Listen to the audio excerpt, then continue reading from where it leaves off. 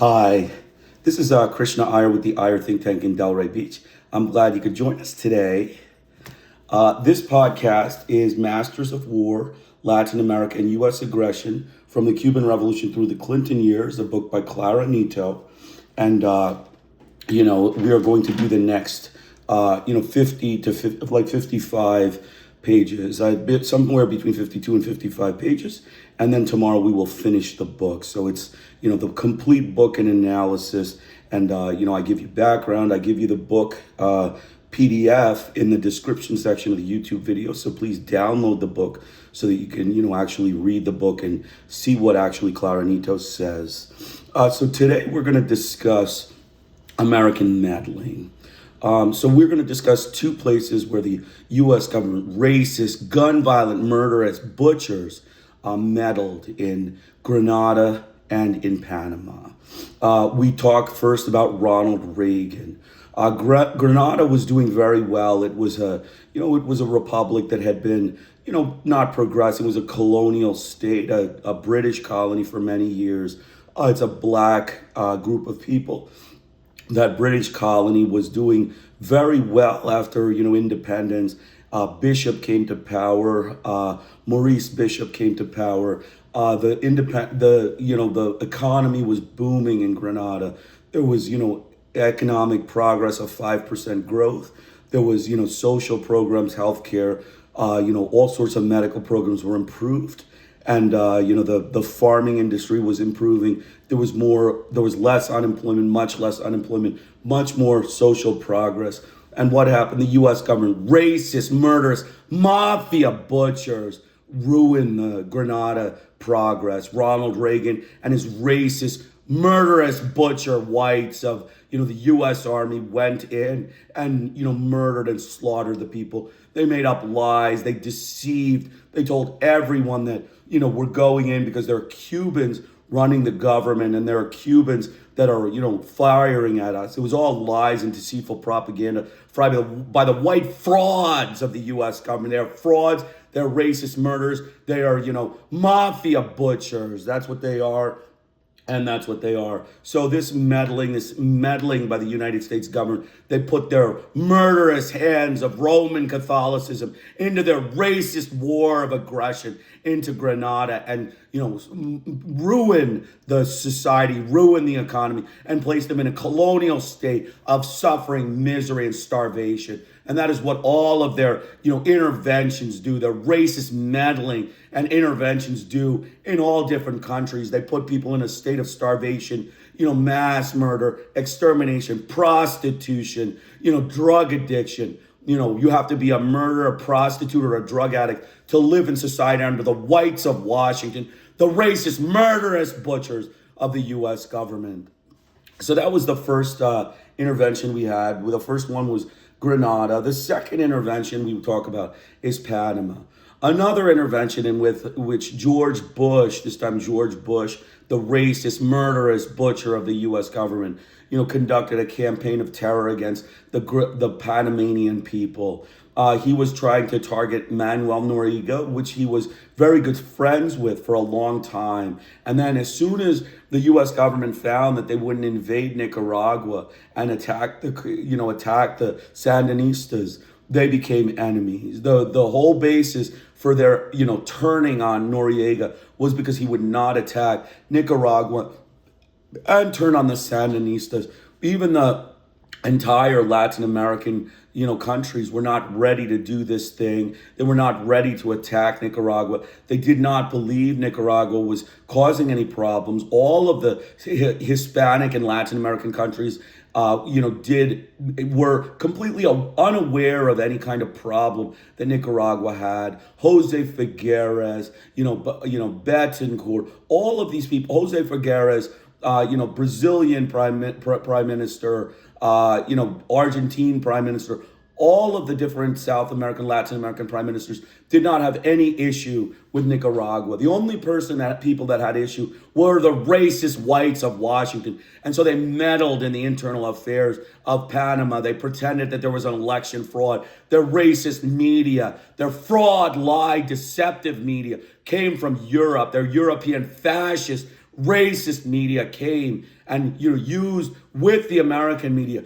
to paint a story, a fictional story of election fraud. This is something the meddlers of the West do all the time. They get their media involved and then they lie and deceive people that there's some sort of government, not following election protocol. As if the whites of Washington have real democracy. They are fascist thugs.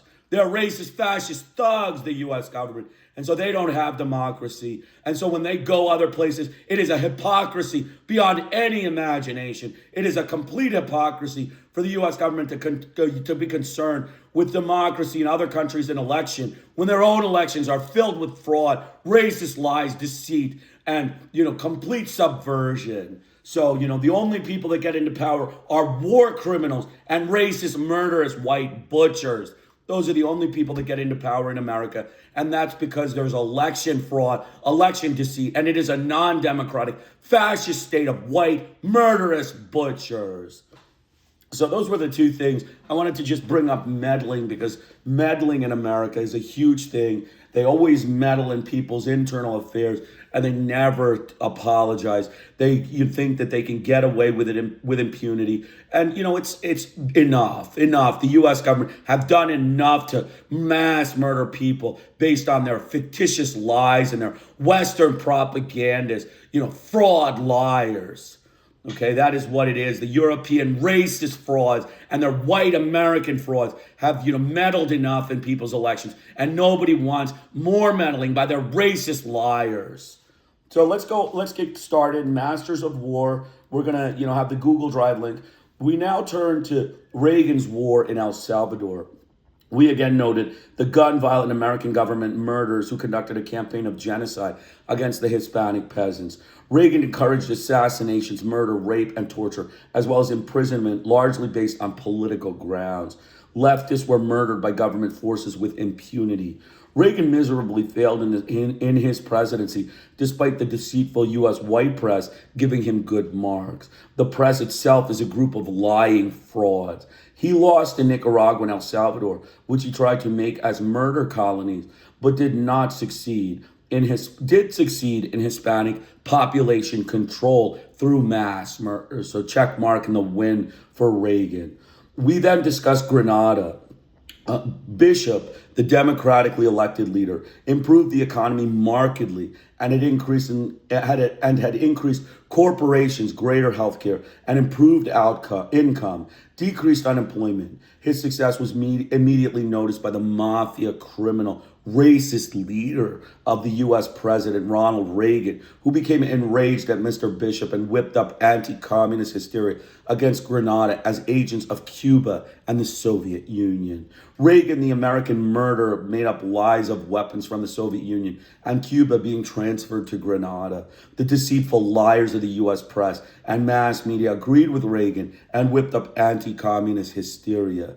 Bishop recognized the coup coming and made this clear that a danger clouded his country. The U.S. press, deceitful con artists, said Bishop is paranoid, and by the next time press was heard, Bishop had been murdered by the U.S. government, white racist butchers.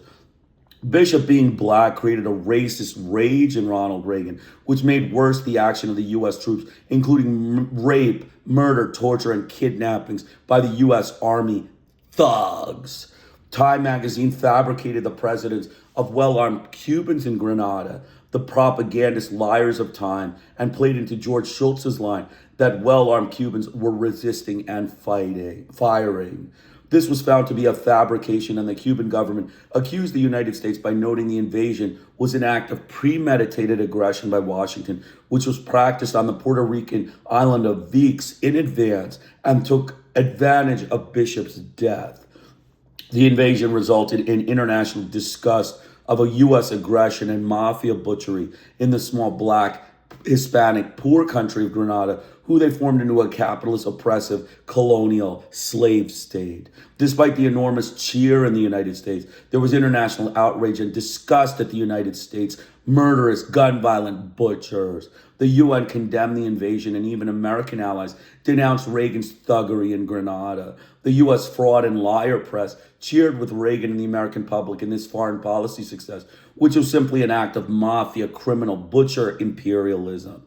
His administration lost complete credibility and was deemed a demented murder by the rest of the world, while America found him as a role model.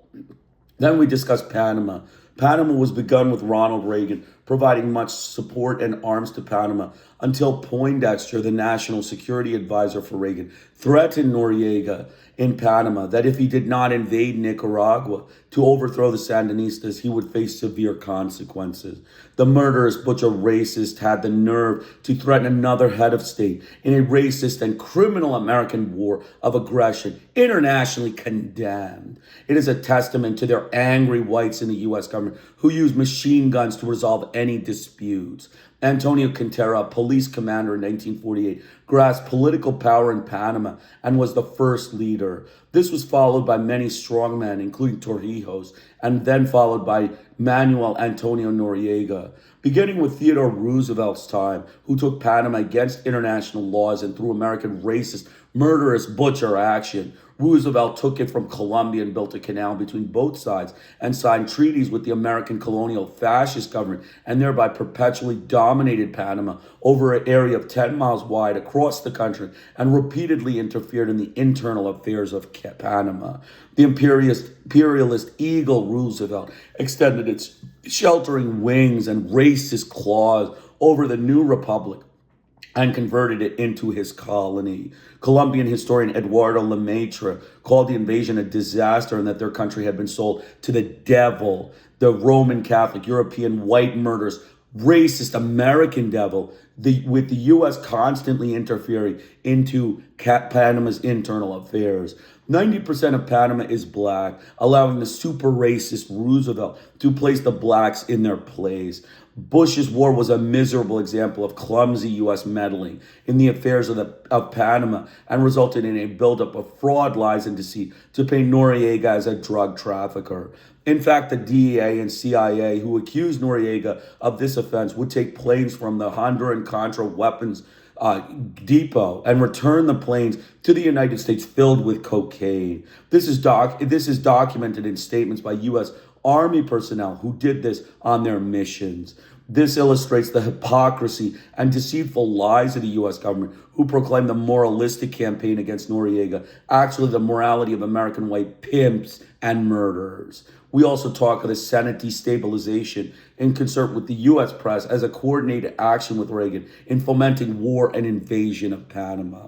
So let's get started. We have about 52 pages at the minimum and maybe 55. We're going to try to go. So it's again Panama, the Rambos.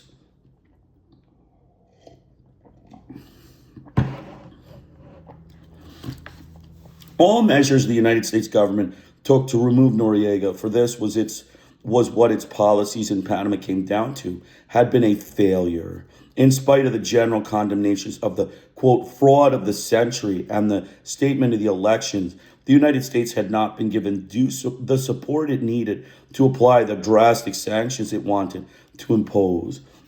After this failure, it intensified its harassment with military maneuvers in the Caribbean and at its bases in Panama, even more in violation of Panama's sovereignty. Scores of combat aircraft, armored vehicles, helicopter gunships, and naval units, and thousands of Marines, Rangers, and elite rapid deployment troops took part in the maneuvers. The Southern Command continued over Panamanian government complaints to assert that these exercises were routine. The departures of United States citizens from Panama, ordered by President Bush, continued. Panama City emptied. Thousands of luxury apartments stood empty. Thousands of Panamanians became unemployed, and commerce lost the important business of the gringos. On the deadline set by Bush, July 1st, the last of them left. There was a great blow to the already beaten economy and to the people's morale. They saw in this exodus the prelude to United States intervention. The month of August saw a series of provocations by the United States troops and confrontations between uniformed services of both countries. United States officers arrested 29 Panamanians, among them 9 soldiers, one of whom was Noriega's brother-in-law, Manuel Sierra. 2 days later, the Panamanian Defense Forces arrested 2 United States military police officers.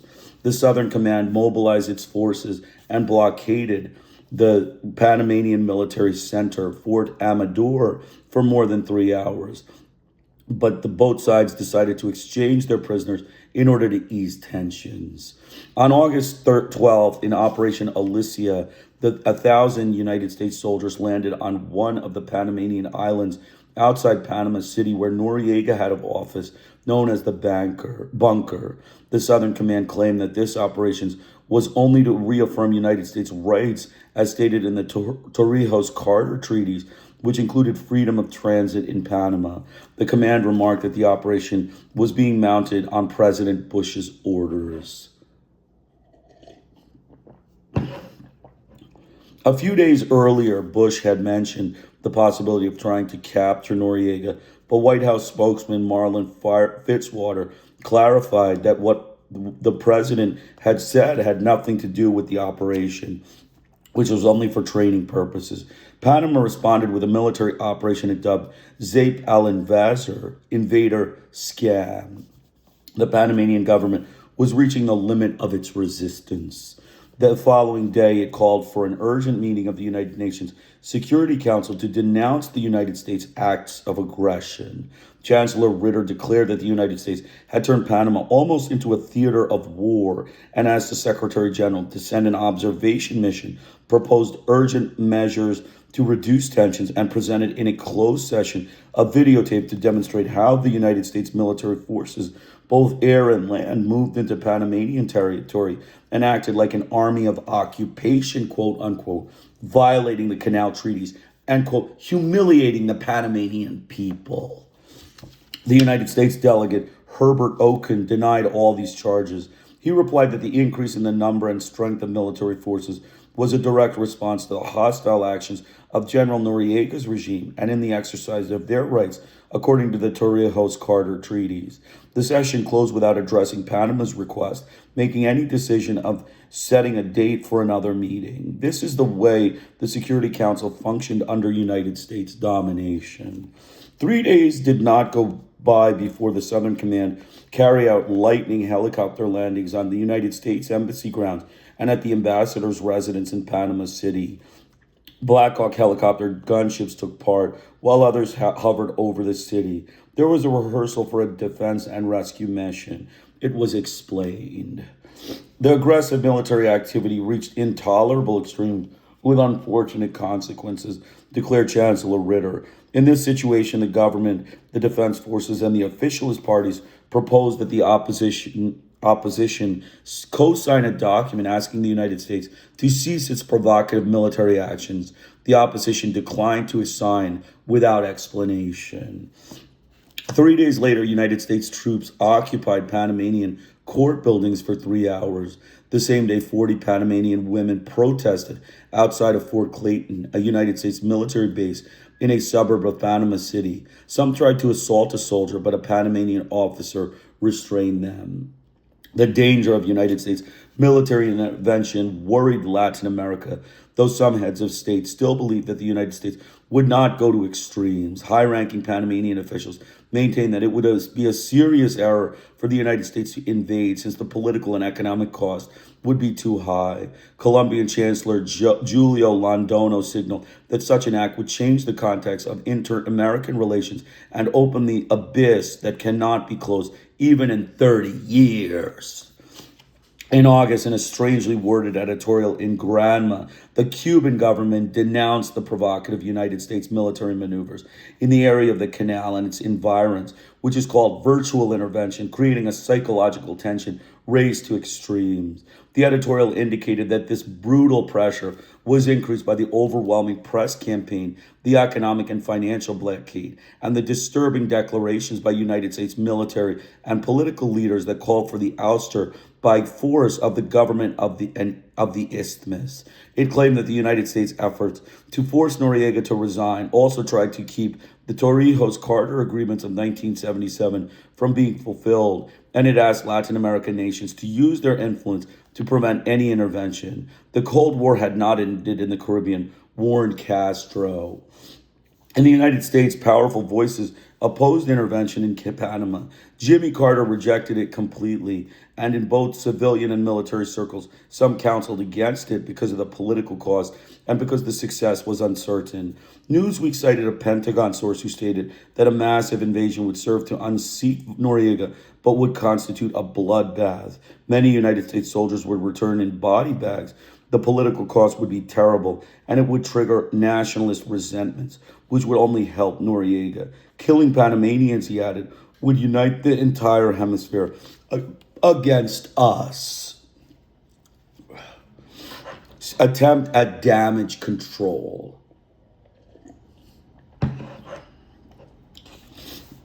Having failed to pursue Endara, Arias and Ford to compromise and to name a provisional government on August 31st, 1989, just as a constitutional power vacuum was to be produced, the Government Council named 50-year-old Francisco Rodriguez, Comptroller General of the nation, as president, and Carlos Ozoros, a former vice president of the Republic, as his vice president. Former Chancellor Ritter explained that these men had been agreed upon with Noriega and officers of the High Command the previous night. The council announced the composition of the provisional government and promised that elections would be held when adequate conditions existed. In other words, when United States aggression ended and the Panamanian funds illegally held by the United States government were unfrozen. The council fixed a date 6 months later to evaluate the situation and, if conditions allowed, when elections would be held. The same day, at a press conference at the White House, Bush expressed frustration about the failure of the efforts made by the racist United States government to remove Noriega and called the appointment of Rodriguez a joke on the Panamanian people. He announced that he would recognize no government installed by Noriega and that he would summon his ambassador and maintain the economic sanctions in order to deprive this illegal regime of funds. He was taking such measures, Bush claimed, in support of self-determination and democracy, quote unquote, in Panama, and to confront the threat presented by General Noriega's support of drug trafficking and other forms of subversion. A press release in Washington stated that Del Valle, respecting the limits of constitutional mandate, was closing the Panamanian embassy in Washington and delivering it to the United States for safekeeping, along with $300 million in Panamanian assets.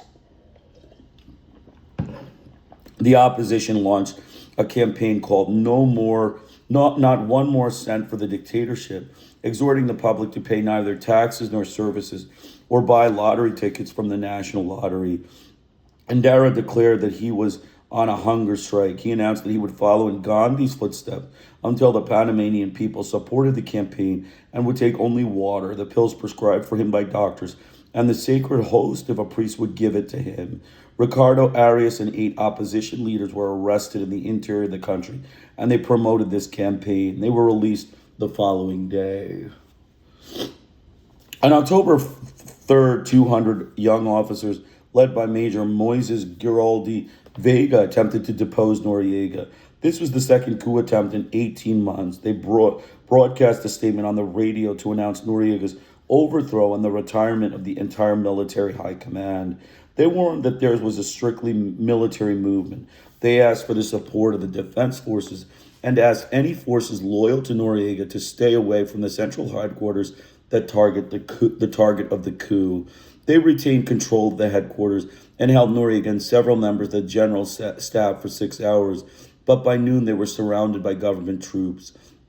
After a brief exchange of fire, the uprising was smothered. The coup was not supported by military forces, the police, or even the United States. According to military sources, Noriega directed the effective counter coup. The same night, accompanied by several generals, Noriega appeared on television to announce that the coup had failed and had accused the United States of having sponsored it. Panama remained calm, though normal activity was reduced. Some civilians paraded in the streets with banners shouting slogans against Noriega and for the rebels. Sources in the opposition announced that Endara and Arias were in safe places but did not indicate whether they were in Panama or in United States bases.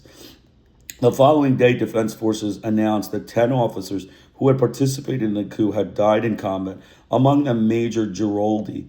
Its 21 officers and 5 civilians were wounded, and 180 troops and 100 members of the Dignity battalions were under arrest. Witnesses claim that the dead numbered around 25 and the wounded closer to 100,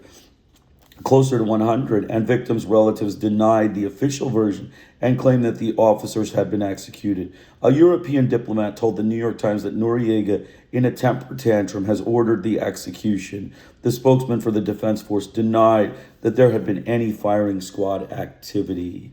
White House spokesman Firewater, Secretary of Defense Richard Cheney, and Pentagon sources declared that they were informed of the coup attempt in advance, but that the United States did not take part because it did not trust the coup. Rebellion leader Giroldi was a well-known Torrijos man, and the coup could have been a trap of Noriega's to catch them with their hands in the cookie jar and expose them to the world. The opposition believed that the coup was Noriega's doing, since Giroldi had helped squelch the coup attempt against Noriega in March 1988.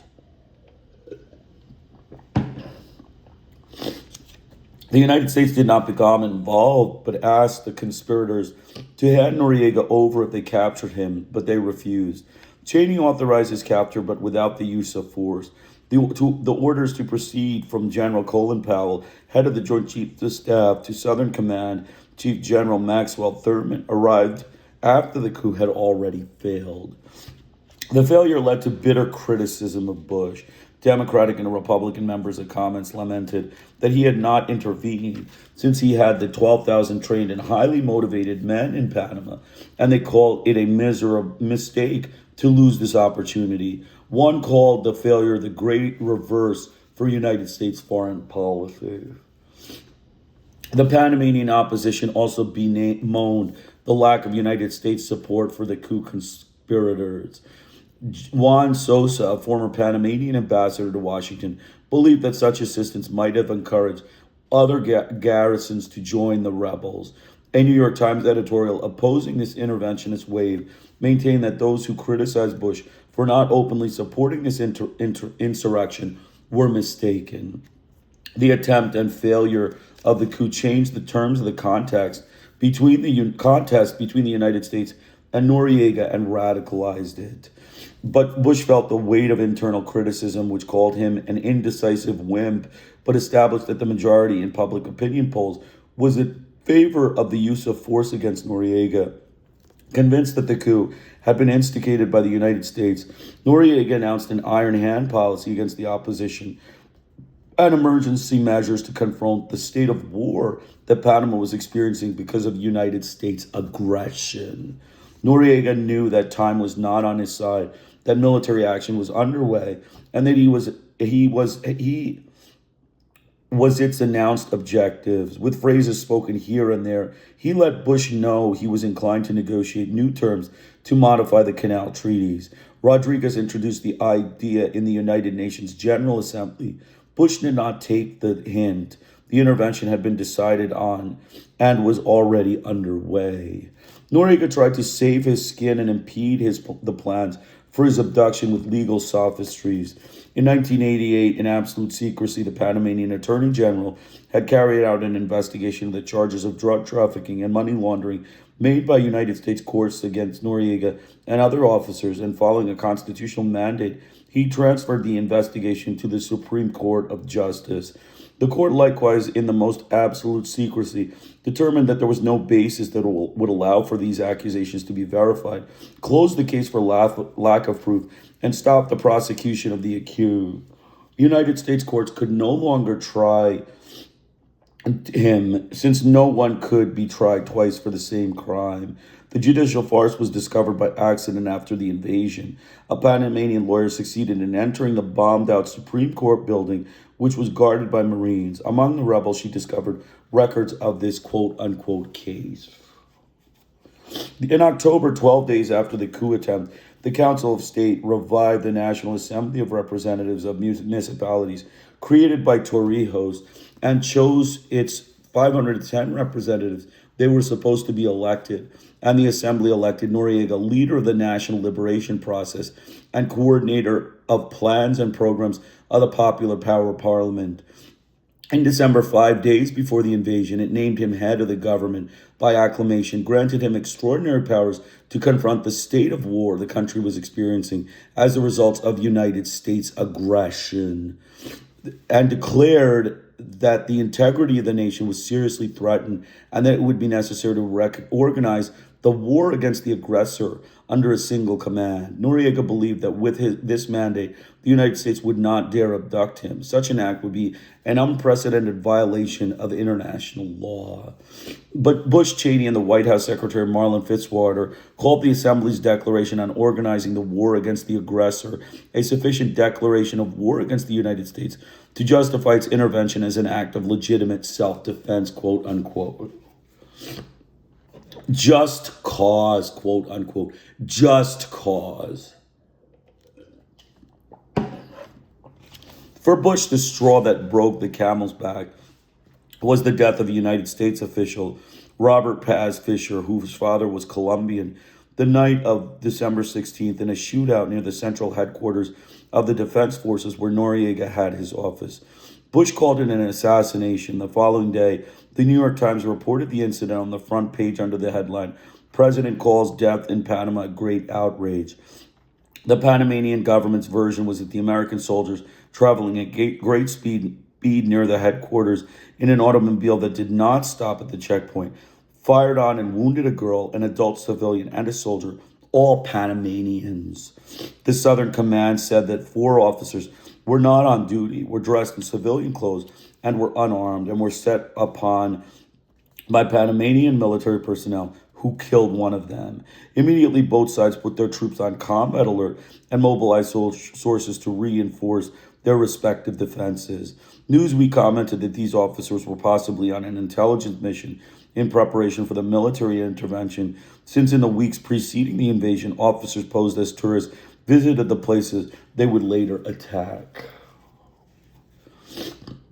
And the military operation was set in motion, and Panama's defenselessness against the empire was absolute. Of the 16,000 in its defense forces, including police and women, it could count only 5,000 poorly equipped men. The United States had 10,000 troops in Panama who would be immediately reinforced from their bases in the United States from Palmarola in Honduras, Guantanamo in Cuba, and bases in Puerto Rico. The United States unleashed its hordes on Panama.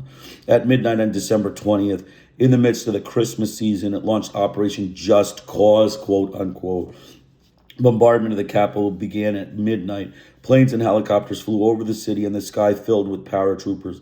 By land, sea, and air, between 20,000 and 27,000 Marines, Rangers, and elite Army troops, as well as their Air Force and the Navy, occupied this small country. It was a joint operation by paratroops, infantry, and Navy units. The troops had their faces darkened and their helmets covered with camouflage cloths. Many were Hispanic, some Panamanian.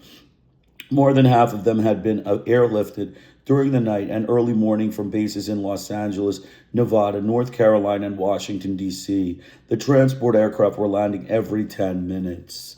The people woke up to the explosion of bombs. "I thought it was thunder," wrote Panamanian sociologist Raul Lace. Later, he saw that the state television announced the Yankee invasion and that Southern Command's Channel 8 which operated from one of its bases, ordered its troops on maximum alert echo code.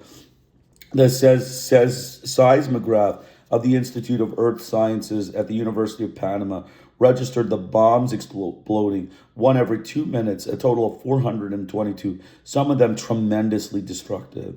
The city looked like a little Hiroshima, commented Leis. The operations used fighter planes, B-52 bombers, super secret stealth F-117A bombers, the first time in action, AC-130 helicopters armed with rockets, Apache AH-64 helicopters equipped with night vision capability, scores of tanks, heavy artillery, Humvee high-mobility jeeps, and battleships. All the military paraphernalia were launched to knock out 5,000 Panamanian soldiers. Not everyone was in the barracks on this night. At 1 a.m., the national radio put on its first alert. The Yankee invasion has begun, and the imperialist invasion has started. It broadcast the alert on the bombing by planes and helicopters of its central headquarters where Noriega had its offices, located in the poor Chirilla quarter. The national television made incessant, urgent calls on the people to take up arms in defense of their sovereignty on the civilian militias to report, alert, alert, dignity battalions, code of patty, a code word, urgent, urgent, kikutara, another code word, weapons on your shoulders, urgent, urgent. Panamanian television was occupied a little later, and the image and message changed. The seal of the United States Defense Department appeared on the screen, and a Pentagon spokesman asked the Panamanian people not to allow themselves to be manipulated by the dictator Noriega and his gang of criminals. It called on Panamanians to unite to reestablish order and democratic process and offered them protection. We are with you, and warned whoever takes up arms in an attack on the property of lives of Americans or Panamanians will lose the protection granted by the Geneva Treaty and would have to face the United States Armed Forces.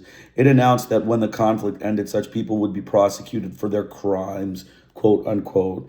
That is to say that the defense of their country was a crime. So far, the citizenry would not heed this message. National radio warned that state television station had been taken over by the United States occupation forces and demanded that the United States cease this, quote, cruel operation in which Panamanians had already died. Shortly thereafter, the radio station was bombed and destroyed and went off the air. The attack on the central headquarters in Chirilo lasted 4 hours. It was a ferocious onslaught by air and land. By morning, the neighborhood was in flames and the headquarters was in ruins. A resident claimed to have counted nearly 8 tanks. The invading troops approached the headquarters only after it was destroyed. Many men, women, and children were killed in the attack on this densely populated poor neighborhood, and thousands of homes of the poor were destroyed. In the afternoon, San Miguelito, another poor neighborhood on the outskirts of the city where the inhabitants lived in overcrowded conditions, was bombed in order to destroy the Tinajitas military barracks and to put an end to the cells of resistance. The hills where the neighborhood was situated were virtually leveled. The attack continued. Through loudspeakers mounted on armored cars cruising the street, the Yankees warned the residents to abandon the neighborhoods, which would be bombed. Though that night, Noriega sent a message over the Nicaraguan radio station, Radio Sandino. We are in the trenches, he announced, and we will continue to resist. We ask the world, we ask other countries to help us with everything, with men, dignity, power. Our motto is victory or death, one step backward. No one knew where he was. Some believed he was in a jungle. Others thought he was in Costa Rica or had sought asylum in the Cuban or Nicaraguan embassies. Reports coming out of Panama delivered the news of ferocious bombings. Within a few hours, military headquarters were destroyed. Airports were useless and supposed pockets of resistance bombed. Also under attack were the targets, apartment houses, the offices of political organizations and newspapers that opposed the gringo policies.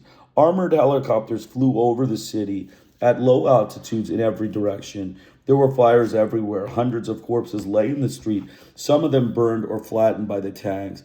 The wounded got no help. The hospitals began laying out hundreds of cadavers on their floors. Terrified people were fleeing the brutally bombed out poorer quarters of the city. In spite of the iron control the United States troops imposed on the press, news agencies transmitted scenes of violence by the manner against the Panamanian people. Images of United States soldiers triumphantly patrolling the city, their faces camouflaged in paint, were seen around the world. They showed rows of blindfolded Panamanians with their hands tied behind their backs, face down on the pavement, with rifle barrels at their necks. People in the streets, hand raised, being searched by Marines. Concentration camps with thousands of prisoners. Refugee camps and schools and churches for the thousands would be made homeless. Such scenes revolted and horrified the world. They also transmitted scenes of Panamanians applauding and cheering at the invaders. Someone commented that the soldiers seemed very nervous. This euphoria was an expression of the relief the people felt at Noriega's departure, which would mean the end of the penury that they had to endure because of him. Many did not understand that such a warm welcome for the invaders in the midst of the great tragedy. Hundreds, perhaps thousands of corpses lay in the streets, in the destroyed homes and buildings, in the hospitals, and in the morgues, their compatriots victims of their invading forces. During Operation Cleanup, the invading troops arrested thousands of Panamanians in the street and their homes, maps in hands. They searched them out one by one. They confiscated weapons, raided and semi-destroyed the homes of politicians, military officers, and people close to Noriega, among them the home of Carlos Duque, the former candidate for president. The raids were followed by looting. The troops confiscated some 15,000 boxes of government documents for study by intelligence sources. Another operation had been decommissioning weapons and collecting corpses. $150 was paid for each weapon and $6 for each body. Noriega's houses and offices were raided, and the news agencies reported the contents of the captured official and private documents and correspondence. At a press conference, Southern Command Chief General Thurman stated that his troops found the kilos of cocaine. Others claimed 110 or 150 in a house frequented by Noriega with a street value of an estimated $1.25 million. The white powder turned out to be flour for tamales. A news agency reported a long list of State Department officials supposedly bribed by Noriega had been found at Fort Amador. Washington remained silent on the subject. Bush had to prove his just cause to national and international public opinion. He assured everyone that this had been a surgical strike, quote unquote, a clean, quote, operation with a minimum loss of American lives, and that it achieved its objectives.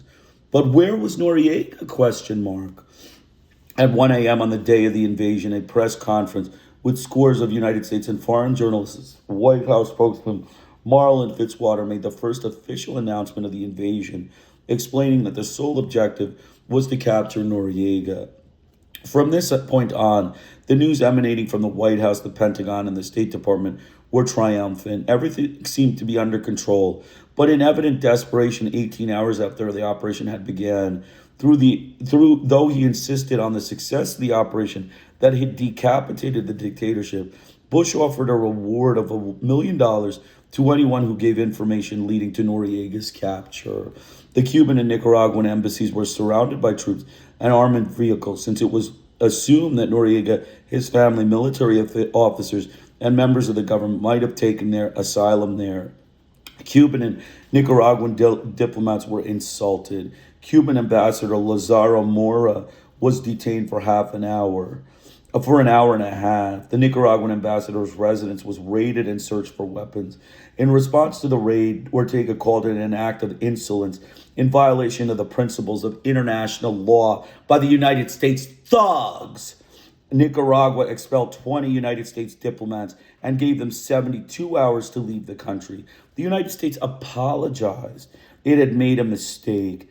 Its soldiers were not aware of diplomatic immunity. The search lasted more than an hour. According to Nicaraguan diplomats, the soldiers made off with $2,000 and clothes. These raids were serious violations of diplomatic immunity, inconceivable under the Vienna Convention. The Peruvian embassy, where several military officers had sought asylum, was also surrounded, but the Peruvian government refused to hand them over. Peruvian President Alan Garcia was the Latin American head of state who condemned the United States invasion in the harshest terms. Meanwhile, the Voice of America, the official United States radio station, broadcast the news that Noriega had asked for military aid from Cuba and Nicaragua and for political asylum in Cuba. Both governments denied the American report. It was easy for Bush to legitimize the invasion to the main body of the public opinion because it was a popular war. According to an opinion poll by CNN on the day of the invasion, 91% of those polled supported it. Majorities in Congress, the major media, and respected columnists applauded it. Television screens showed the taking of Panama as rapid and clean, quote unquote, and with as little loss of American life as Bush claimed.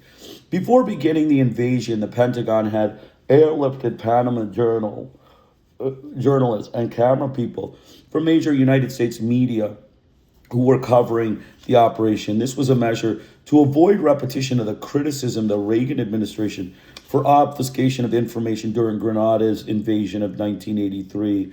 They imagined that they were going to war correspondents to report the invasion, but the Pentagon had other plans.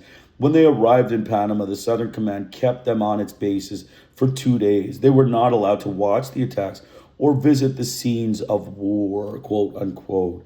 They were not allowed to enter Chorrillo, the scene of the heaviest bombing and the biggest massacre, since access there was blocked by the troops. This was the United States media, quote unquote, covering the operation, the fraud covering.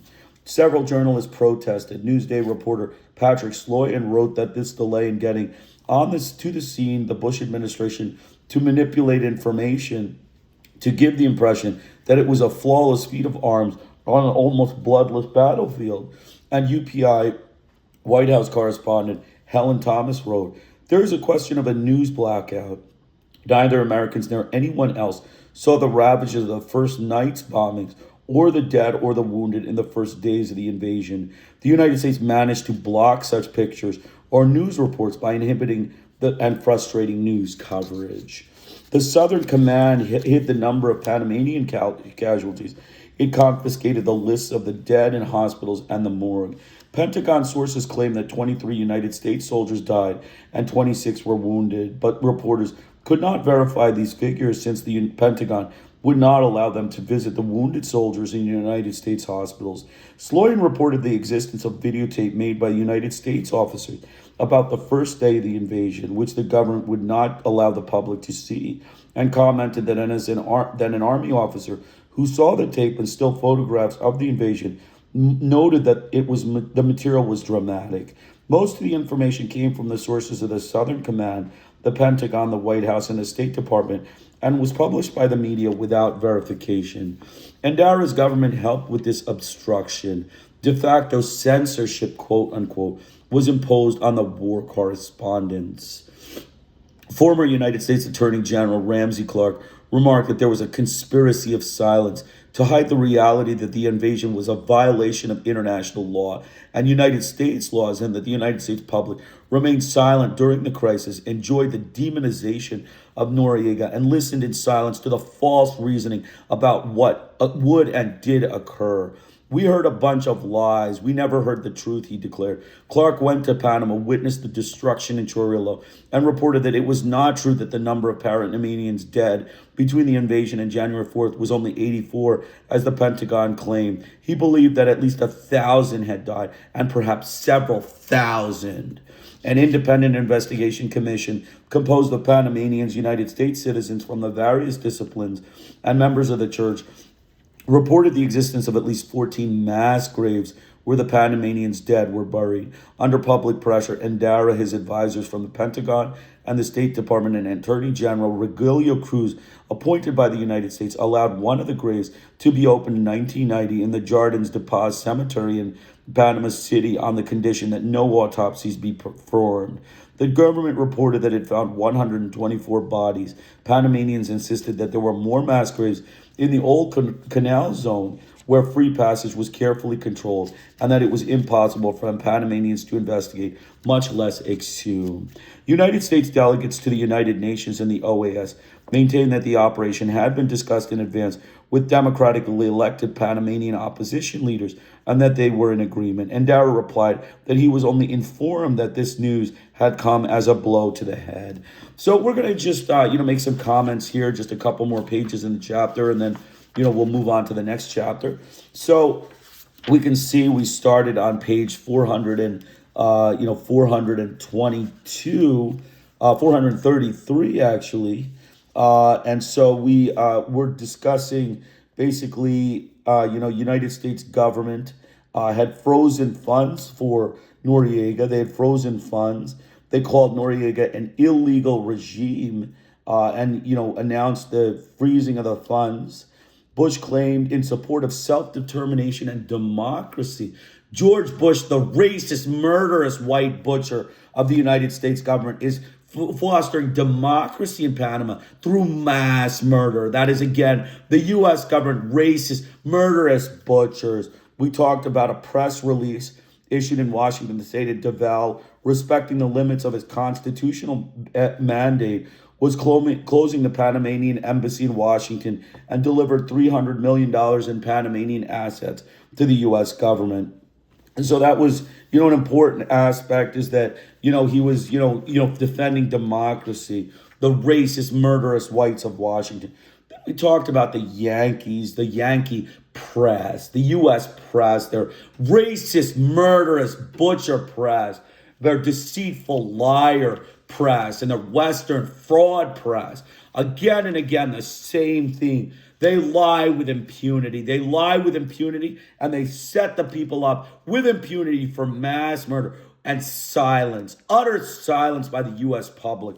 This was a complete conspiracy. We saw that, the most of the information came from sources in the Southern Command, the Pentagon, the White House, and the State Department, and was published in the media without verification. Again, press releases published without verification are racist lies by the U.S. government meant to murder the Hispanic people, the anti-Hispanic butchers of the United States.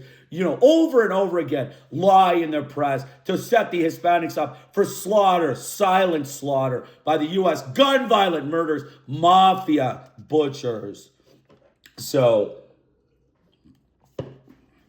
we also need to talk about the, the fact that the press censorship and the U.S. public, they just fall in line with the standard theme: silence at mass murder, anti-Hispanic butchery, the same theme over and over again. They silence, they fabricate data, they falsify things. It's a racist press. Them and their European fascist press, propagandize, decrease the criminal action by the American government and increase the normal action by other governments to create a system of deceit and fraud. It is a fraud con artist group of white murderous butchers. That's what this amounts to. And then we discussed, basically the actual bombing. We discussed Operation Just Cause. Okay, this was Operation Just Cause. The bombing. There was a Yankee invasion had begun. The imperialist invasion had started. The bombing by planes and helicopters in the central headquarters where Noriega had his officers located in the Port Chirilla quarter. The national television made incessant, urgent calls to the people to take up arms in the defense of their sovereignty and on the civilian militias to report. Panamanian television was occupied a little later, and the image and message changed. The seal of the Defense Department appeared on the screen, and the Pentagon spokesman asked the Panamanian people not to allow themselves to be manipulated by dictator Noriega and his gang of criminals. I would actually say that George Bush is the gang of criminals. The U.S. government are the gang of criminals in this case. The racist, murderous white butchers of the U.S. government are the gang of criminals. That's what we would say.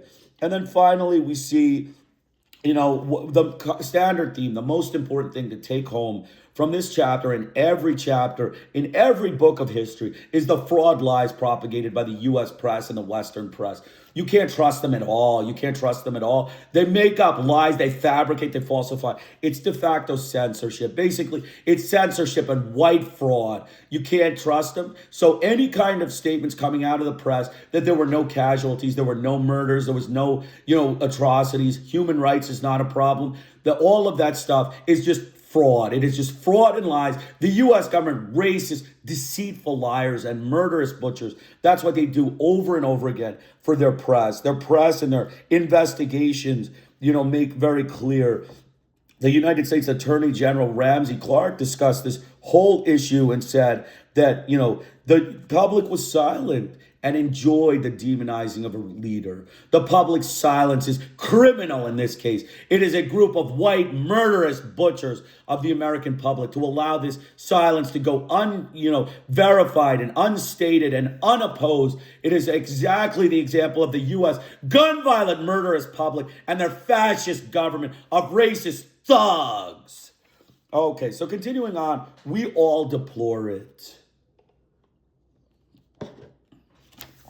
The day of the invasion was one of a great activity in the international community.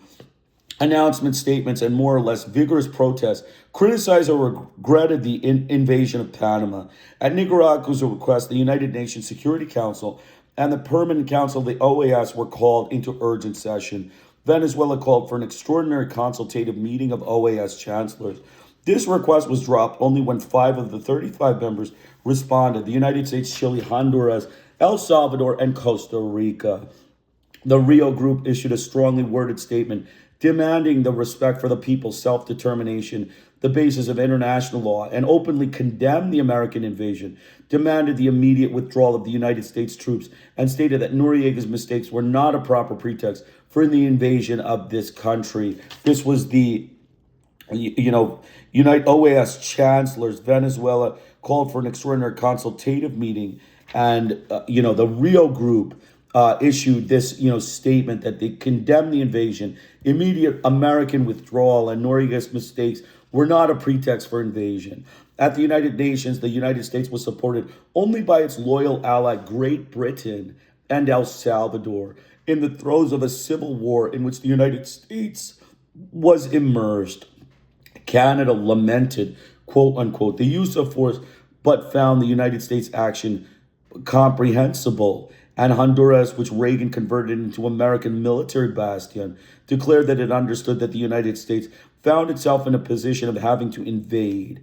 Alan Garcia, the president of Peru, called the invasion an act of imperialist rape that threatened all of Latin American sovereignty and whose intentions were to void the Canal Treaties and imposed a tame government that would allow the United States to keep its military bases so that it can exercise from them, as in the present case, a permanent threat against the continent.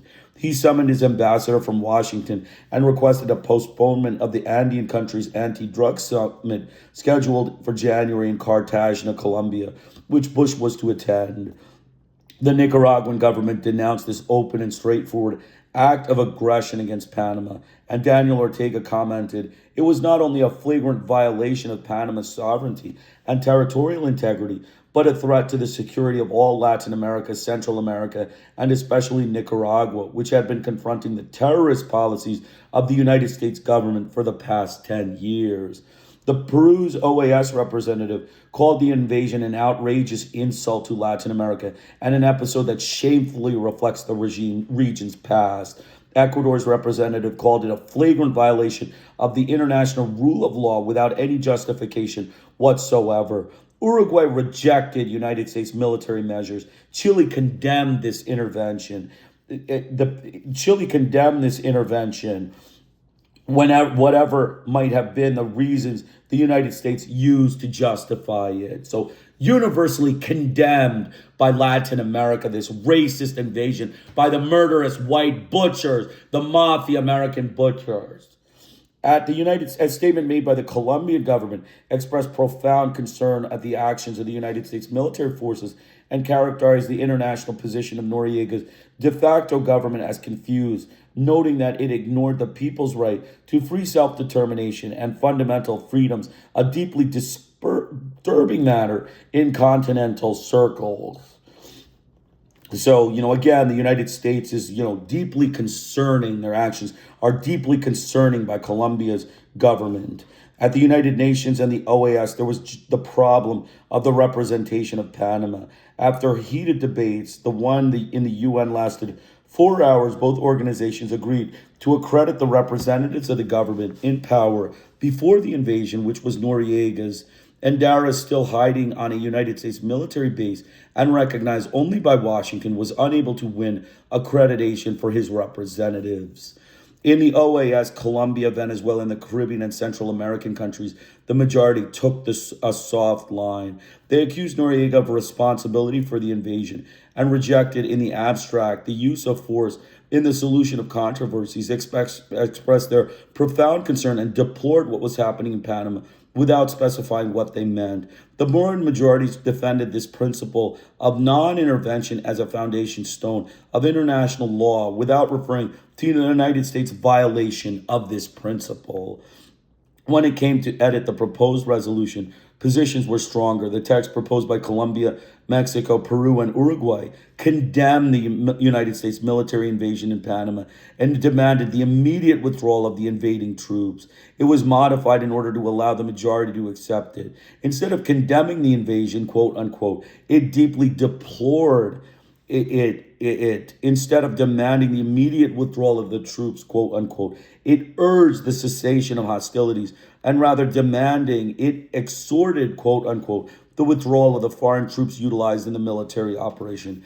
It did not mention the United States, and the term invading troops disappeared. The text was adopted at 5 a.m. by a vote of 20 in favor, 1 against the United States, and 6 abstentions: Venezuela, Costa Rica, Guatemala, El Salvador, Honduras, and Antigua Barbuda.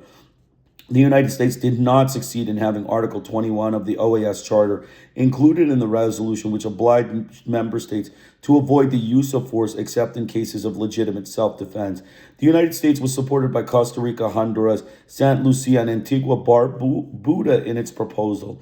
It also wanted to exchange the term military intervention for military action, but received support only from Cuba, Costa Rica, and Honduras.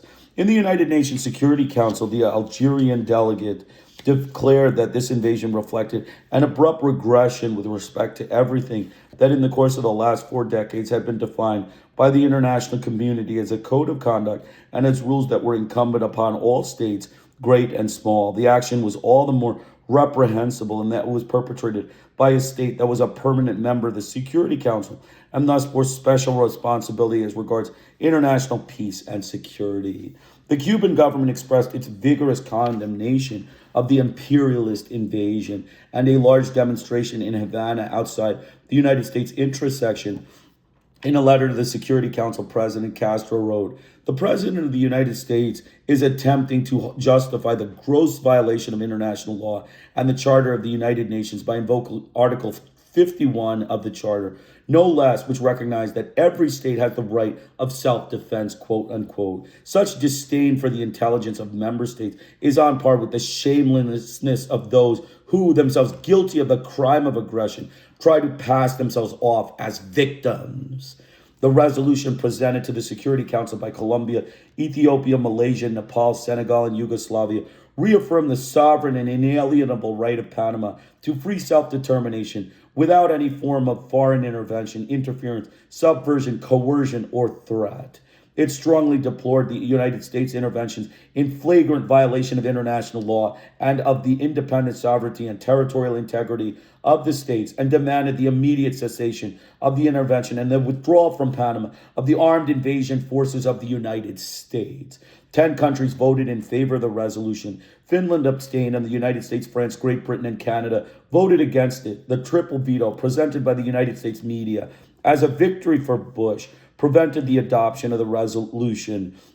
A week later, the United Nations General Assembly, where the great powers do not have veto power, adopted a similar resolution by a vote of 75 in favor, 20 against, and 40 abstentions. 24 countries did not participate. Bush and his spokesman proclaimed that their goals had been the defense of quote unquote democracy and the capture of Noriega. Many doubted the United States would risk so much for so little.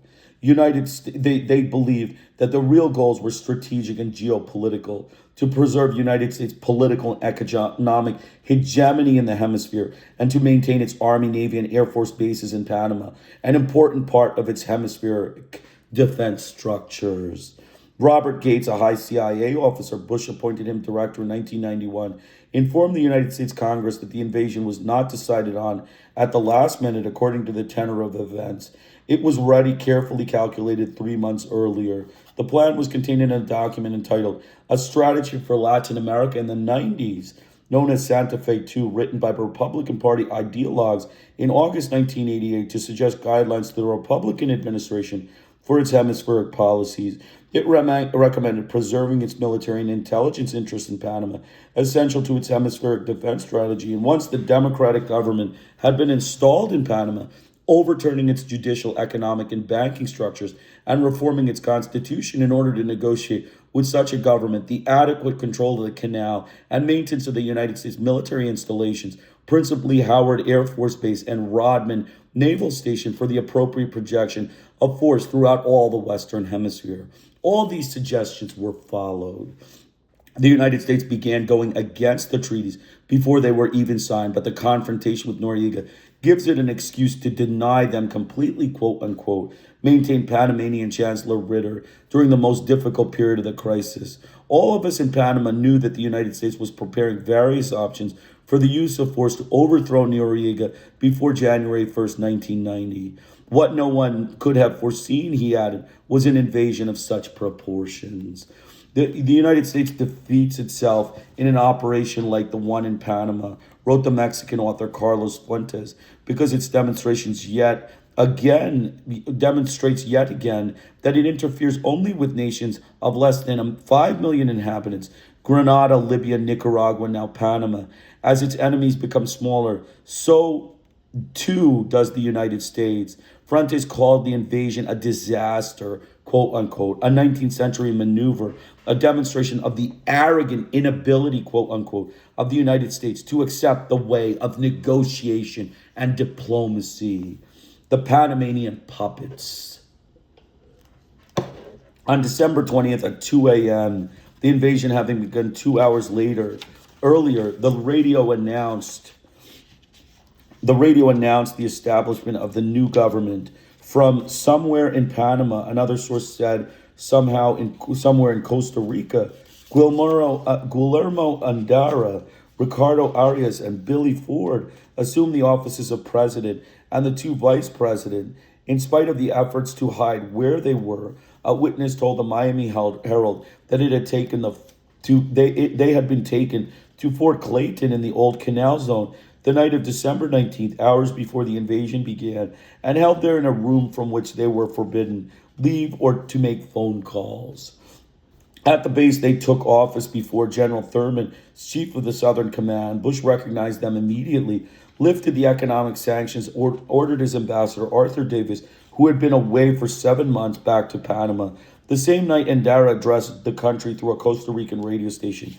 I have sworn before the God and the nation to carry out my duties as president of the republic. He justified the invasion since it was motivated by the noble propositions of toppling a dictator and reestablishing democracy, justice, and freedom in Panama, quote unquote. He asked Panamanians not to resist and offered the defense forces an important role in a democratic Panama, which will be for all, quote unquote. On December 21st, the second day of the invasion, Andara, Arias, and Ford, guarded by the United States soldiers, entered the Legislative Assembly, also under guard by United States troops, to legitimize their assumptions of office.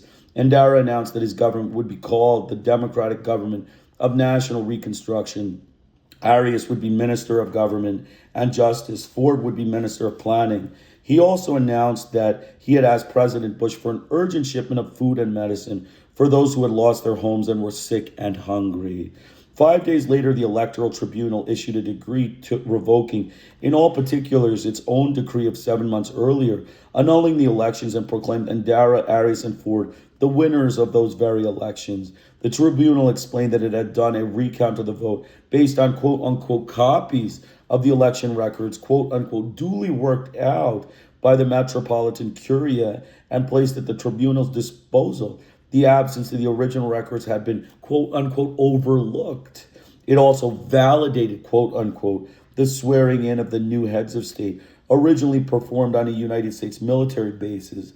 These historical documents from before and after the invasion bore the signature of Magistrate Yolanda Police, chairwoman of the tribunal. The other signatories joined her in both tasks. Endara demoted and dismissed Noriega. Without his titles as chief of state and commander of the defense forces, he would be captured as a common criminal by the United States. Endara freed all public political prisoners, including 70 officers implicated in a coup attempt against Noriega, and decreed a state of siege. Nevertheless, the wave of lootings of businesses, offices, hotels, and homes continued. The poor and the rich, men and women, young and old, all took part. It was a shameful episode, Ritter wrote. The tiger hunt. Did the military support Noriega? Question mark. Some officers did so out of conviction, some to save their skins. Many put up no resistance, since the one the United States was looking for was Noriega, and therefore the hunt did not concern them. The general did not go out to fight. The invading troops did not find them in the barracks, the streets, or the mountains, but at home, perhaps in bed. Was there resistance? Question mark. Was there ferocious combat, as Pentagon sources claimed? Question mark. Were there reasons for the Southern Command Chief, General Thurman, surprise, quote unquote, his word at the strength, quote unquote, of the defense forces loyal to Noriega and the intensity of the battles somewhat more serious than he expected? Question mark. Or was the truth rather that they don't fight for long, as Ritter claimed, or that they don't resist at all, but turn tail and run, as the United States soldier claimed? Question mark. The roughness of the attack was to make them understand that resistance was impossible, commented another United States soldier. America's Watch backed that opinion. The military might was so great that any resistance would have been suicide. In spite of the crushing imbalance of strength, there was indeed resistance among the people, whose neighborhoods were brutally bombed. On the third day, the Southern Command announced that combat had ceased, but there were still sporadic firefights, particularly in San Miguelito, where civilians and members of the Dignity battalions were still fighting. Here was the focal point of the greatest resistance. The same day, the Southern Command reported a daring attack on its headquarters in Quarry Heights, where the fight lasted nearly an hour. On the fourth day, it reported that the defense forces had ceased to exist, the barracks in the capital had been abandoned, and those in the country's interior were offering no resistance. Some officers declared themselves in favor of Endara, and others took refuge in the jungle. The Southern Command promised that they would be pursued. The Southern Command also claimed that Noriega had escaped with a few minutes to spare, that someone had seen him flee in his underwear with cigarettes still smoldering. He did not smoke in places where it searched for him. Several times it claimed that his capture was imminent, and an equal number of times it announced his capture. The troops under Thurman's command undertook an house-to-house search for Noriega among family members, friends, relatives, and colleagues, and they interrogated his mistresses. They acted like Nazis and looked like fools when they didn't succeed in catching him, commented Castro. More than 5,000 soldiers and civilians were under arrest in a prisoner of war camps. Bush announced that he would not withdraw the troops until Noriega was captured. Again, the operation was a success, but declared that it was not yet over. On December 24th, the fifth day of the invasion, Noriega turned up safe and sound in the papal diplomatic mission known as the Nunciatura Apostolica. Some said that he had entered at 3 p.m., others said 4 o'clock. Some said he arrived in a diplomatic car in the company of the Japanese ambassador. Others had walked in his own said he walked in on his own 2 feet, a baseball cap on his head. Some said his arrival at the Nunciatura was negotiated in advance, others that it surprised the Vatican and the Nunciatara alike. But many asked, how was it possible that he could enter the closely guarded mission without being seen by the invaders? Washington's anxiety, surprise, and displeasure were obvious when Noriega appeared at the mission, and the Vatican spokesman, Joaquin Navarro Valls, announced that Nuncio would not surrender him because there was no real form to do so. There was no extradition treaty between the Vatican and the United States. With Noriega in their midst, the overwhelming force of United States diplomacy fell upon their representations of the Vatican. The Southern Command, without the least respect for the church, laid out a security ring around the Nunciara, where 500 soldiers and a score of armored vehicles, and surrounded it with barbed wire. It placed loudspeakers on towers, blasting rock music at top volume day and night. Helicopters flew over the place constantly and landed on the playing field of a neighboring school. Vehicles and people entering and leaving the mission were searched, including the nuncio and his car. Thurman explained that these were protective measures to prevent any attack by the Dignity battalions. The night after Noriega's appearance, General Thurman was seen at the door of the mission talking with the diminutive nuncio, Monsignor Sebastian Laboa. No one knew about what. Day after day, the media reported on Washington's active gestures in Rome and Panama and on the rising tone of the dialogue. Bush, on vacation in Texas, repeated his decision to bring Noriega before United States courts and commented that the Vatican complicates matters. On December 30th, Valls reported that Noriega had been asked to leave the mission, but he would not be forced to do so, and he added that the United States had no right to demand that he be surrendered or to interfere with the Nunciata's work. He called the harassment of headquarters unacceptable and a very serious matter. He referred to the United States as a, quote, occupying power. The Panamanian bishops asked the Pope to surrender Noriega to the Panamanian justice, but under terms that would guarantee the safety of his person. And Darrow wanted to avoid such an action, claiming that he could not guarantee due process. He would have to surrender Noriega to the United States, and such an action would arouse popular reaction against his government. Noriega had a right to be tried in Panama, and the Panamanian courts had an obligation to try him. He could not be extradited since the Constitution prohibited such a move. All these points were eventually violated. On January 2nd, Gianquito Burlaco, a Vatican expert on Latin American affairs, and United States Assistant Secretary of State Lawrence Eagleburger arrived in Panama. On the following day, the Civic Crusade organized a vociferous demonstration outside the mission demanding Noriega's surrender. The Southern Command warned that if he was not surrendered, it would withdraw its protection from the mission. The mob would be allowed to enter and to capture him. On the night of January 3rd at 8:50 p.m., Noriega left the Vatican embassy dressed in his military uniform, and General Thurman grabbed him. Spanish newspapers criticized the Vatican for having forced Noriega to surrender. Noriega was taken to the playing field at the schoolyard by the mission and placed in a Black Hawk helicopter, which took him to Howard Air Force Base in the Old Canal Zone, where he was handed over to General Mark Cisneros and arrested by DEA officers. On the way to Miami in a United States Air Force C-130, he was placed in handcuffs.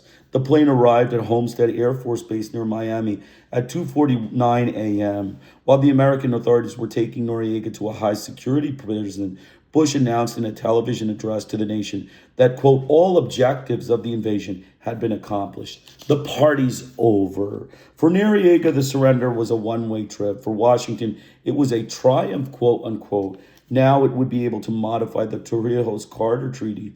For the frustrated public opinion in Latin America, it marked the end of one of the most grotesque and brutal episodes of United States foreign policy. The United States took its revenge on Noriega. It would make him pay with prison and humiliation for the ridicule to which he had subjected the United States for almost 3 years, right up until the last minute. He fell into the United States' hands after 2 weeks of invasion only because he himself surrendered. Dressed in prison garb and with a criminal's identification rag around his neck, he headlined the news in the world's largest media. The spectacle, wrote the Colombian weekly Semana, went beyond the limits of personal humiliation to disgrace a country or an entire continent. For Endera, it was a night of glory. For Ford, it was the victory of liberty and the consolidation of democracy. And for the Panamanian people, it was the end of a crisis that had plunged the country into the greatest tragedy of history in a kind of all-out, off-kilter carnival among dances, songs, drunken across, and fireworks. The people and the invading troops celebrated Noriega's capture in one another's arms. Amid this revelry, the people turned their backs on the tragedy, forgot their dead, and ignored the loss of their independence, sovereignty, and dignity over this brutal attack of a small country by the world superpower, the United States. Both sides drew a blanket of silence. To claim that Noriega was the sole cause of the invasion, the collapse of the Panamanian institutions, and of its return to semi-colonial status was not the whole truth. Equal responsibility must be borne by its, quote, democratic institutions and the leaders of the civic crusade, financed and led by Washington, for declining to come to an agreement that would have permitted a transition to a democratic solution, a government elected by the people. The cost of their, quote unquote, their presidency was the invasion. All were guilty of this tragedy. On January 12, 1990, while Noriega was being taken to a high security prison in Miami, the sky over Fort Bragg in North Carolina was suddenly filled with 2,000 paratroopers happily descending from the 20 C-130 cargo planes. They were returning from Panama.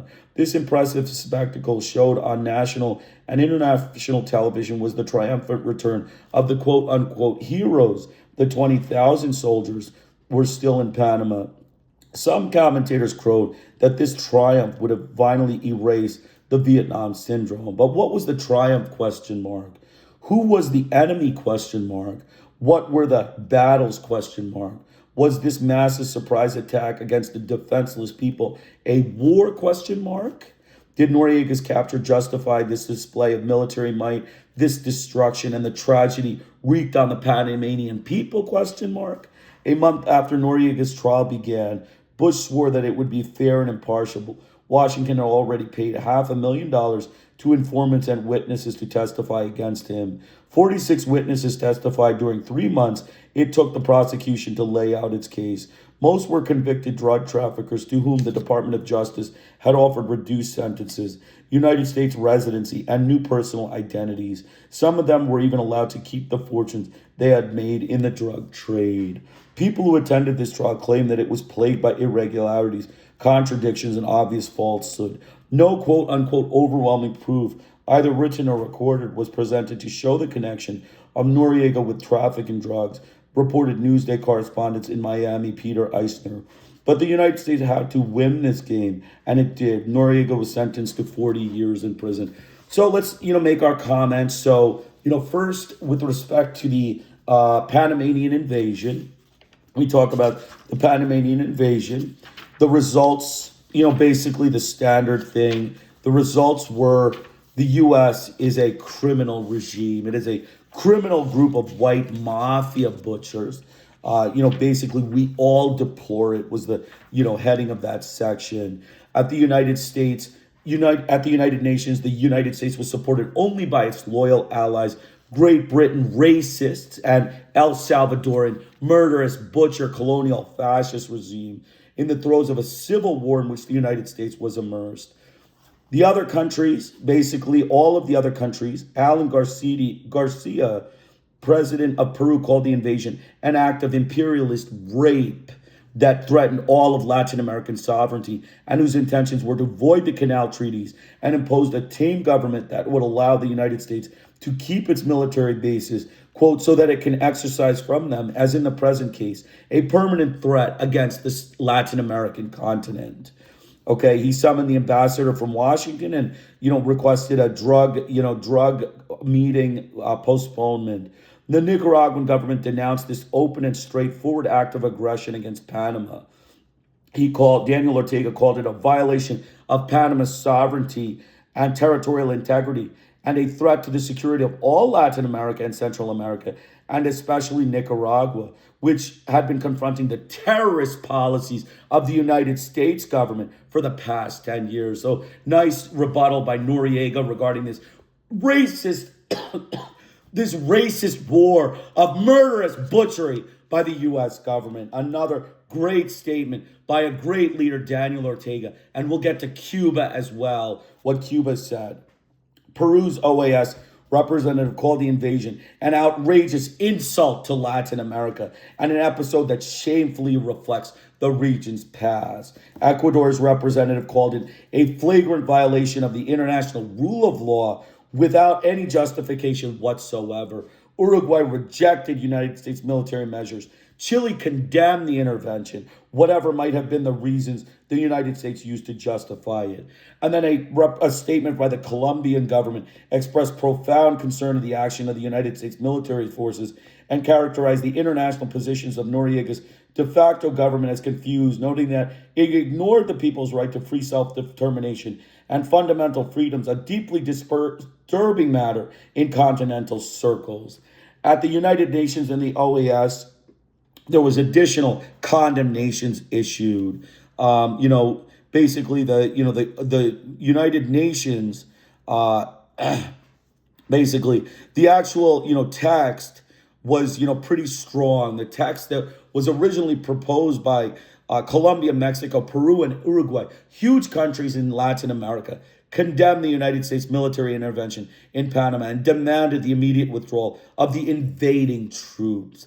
Of course, the U.S. government, racist butchers, the fraud propagandists and deceitful liars use their European racists to modify the source of the text and make it more, appetizing for U.S. fraud, officials. And that's, ultimately what it is. So we won't even really discuss how the U.S. modified it. But the real thing was it was a condemned invasion by all of Latin America, the OAS, and basically all of the different countries, Colombia, Venezuela, and but all of the OAS countries, Colombia, Mexico, Peru, and Uruguay, uniformly condemned it. The UN Security Council, Algeria, we can discuss that. It reflected an abrupt regression with respect to everything that in the course of the last 4 decades had been defined by the international community as a code of conduct and the rules, the United States not following the rules, again, the racist butchers of the U.S. government, not following the rules of international law, as the Algerian delegate appropriately states in the United Nations. The action was all the more reprehensible because it was perpetrated by a state that was a permanent member of the Security Council and thus bore special responsibility as regard to international peace and security. So again, the U.S. government, gun violent, murderous butchers, the mafia, criminal whites of the U.S. government. This is what they did. The Cuban government expressed its vigorous condemnation to the imperialist invasion, and they had a large demonstration. Fidel Castro, the great icon of justice against American racist colonial butchery and fascism, wrote, "The President of the United States is attempting to justify gross violation of international law and the Charter of the United Nations by invoking Article 51 of the Charter, no less, which recognizes that every state has the quote-unquote right of self-defense. Such disdain for the intelligence of member states in the UN is on par with the shamelessness of those who themselves guilty of the crime of aggression try to pass themselves off as victims. The standard thing the U.S. paranoid, delusional, criminally insane butchers, pass off their guilt to others. Their guilt is clear in this invasion of Panama. And Bush is a criminal. He is a white criminal, murderous butcher." So that's basically it. Bush and his spokesman. We talked about, all of the different, different people commenting. Carlos Fuentes says the United States, he's a writer, a Mexican writer, wrote that, United States defeats itself in an operation like the one in Panama because it demonstrates yet again that it interferes only with the nations of less than 5 million inhabitants, Grenada, Libya, Nicaragua, now Panama. As its enemies become smaller, so too does the United States. Fuentes called the invasion a disaster, a 19th century maneuver, a demonstration of the arrogant inability of the United States to escape the way of negotiation. So, excellent statements. We discussed Tiger Hunt, the attack for Noriega, including the Vatican, right? The Vatican spokesman, Joaquin Navarro Valla, the racist European fascist priest of the Roman Catholic murderous church, basically made Noriega come out. They basically, attacked the bishops in the nuncion, the bishops in the actual,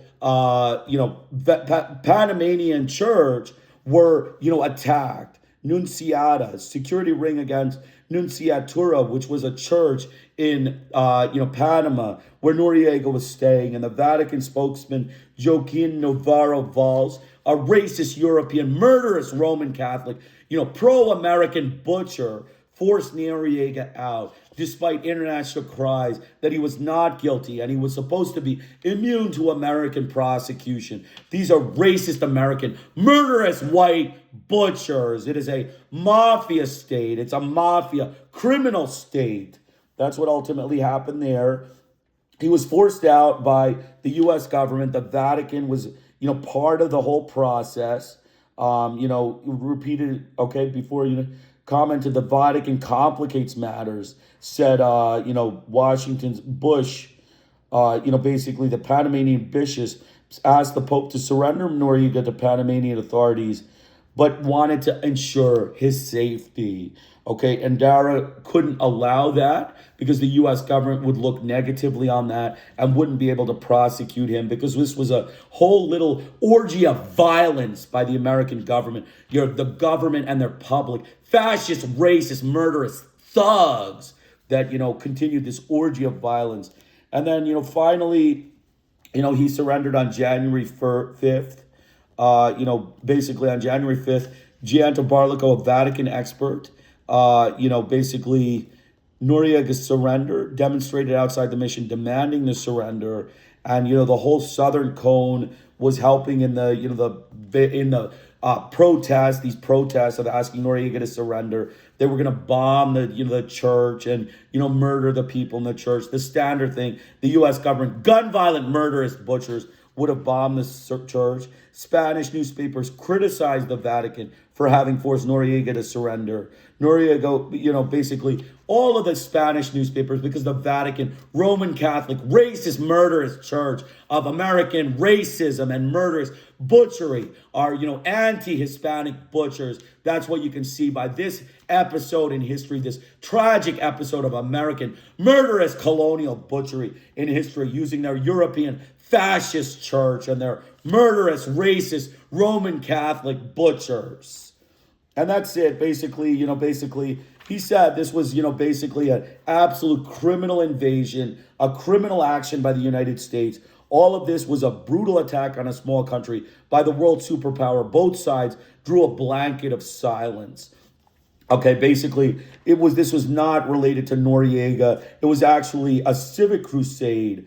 It was financed and led by Washington. Who equal responsibility is borne by its democratic, quote unquote, which is actually fascist institutions in the United States, for declining to come to an agreement that would have permitted us transition to a democratic solution, a government elected by the people. The U.S. would not have anything like a democratic government elected by the people in a Hispanic country. That is a no-no for the racist whites of the U.S. government. So basically, Noriega was taken to a prison, easily convicted because the U.S. are racist liars, deceitful frauds and propagandists. If they didn't have guns, they would be in the world gutter, They would be in the world gutter. They would be jailbird whites in an international criminal investigation. This is a jailbird group of mafia thugs that the U.S. government is. The hurricane over Cuba, let's continue with the hurricane over Cuba. Cuba, the United States, the Soviet Union, and the world. In a speech delivered in Managua in July 1980, on the first anniversary of the Sandinista triumph, Fidel Castro spoke of the threat that would hang over the world if the Republican candidate Ronald Reagan moved into the White House. He called the Republican platform horrible, a threat to peace for intending to resume big stick policies toward Latin America, discount the Panama Canal treaties, support quote-unquote genocidal governments, and cut off aid to Nicaragua. Reagan was elected in November by a wide margin, and the Cuban leader knew that stormy times would accompany him.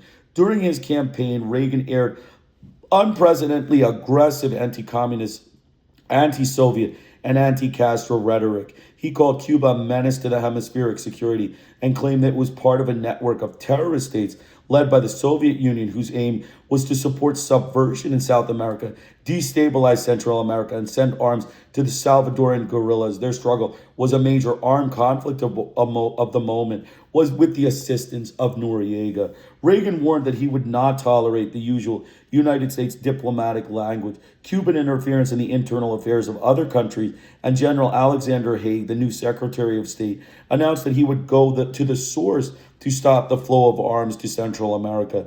At a White House meeting with Reagan and his advisors, Haig told them, "Give me the word and I'll make that island a fucking parking lot." One of the advisors reported that several of those present went pale since Haig was proposing to bomb Cuba. Haig sent the Undersecretary of State, Lawrence Eagleburger, to Europe, to the newly appointed Ambassador at Large, General Vernon Walters, to Latin America, with proof that the Soviet Union, Vietnam, and Ethiopia were sending arms to Salvadoran guerrillas by way of Cuba and Nicaragua.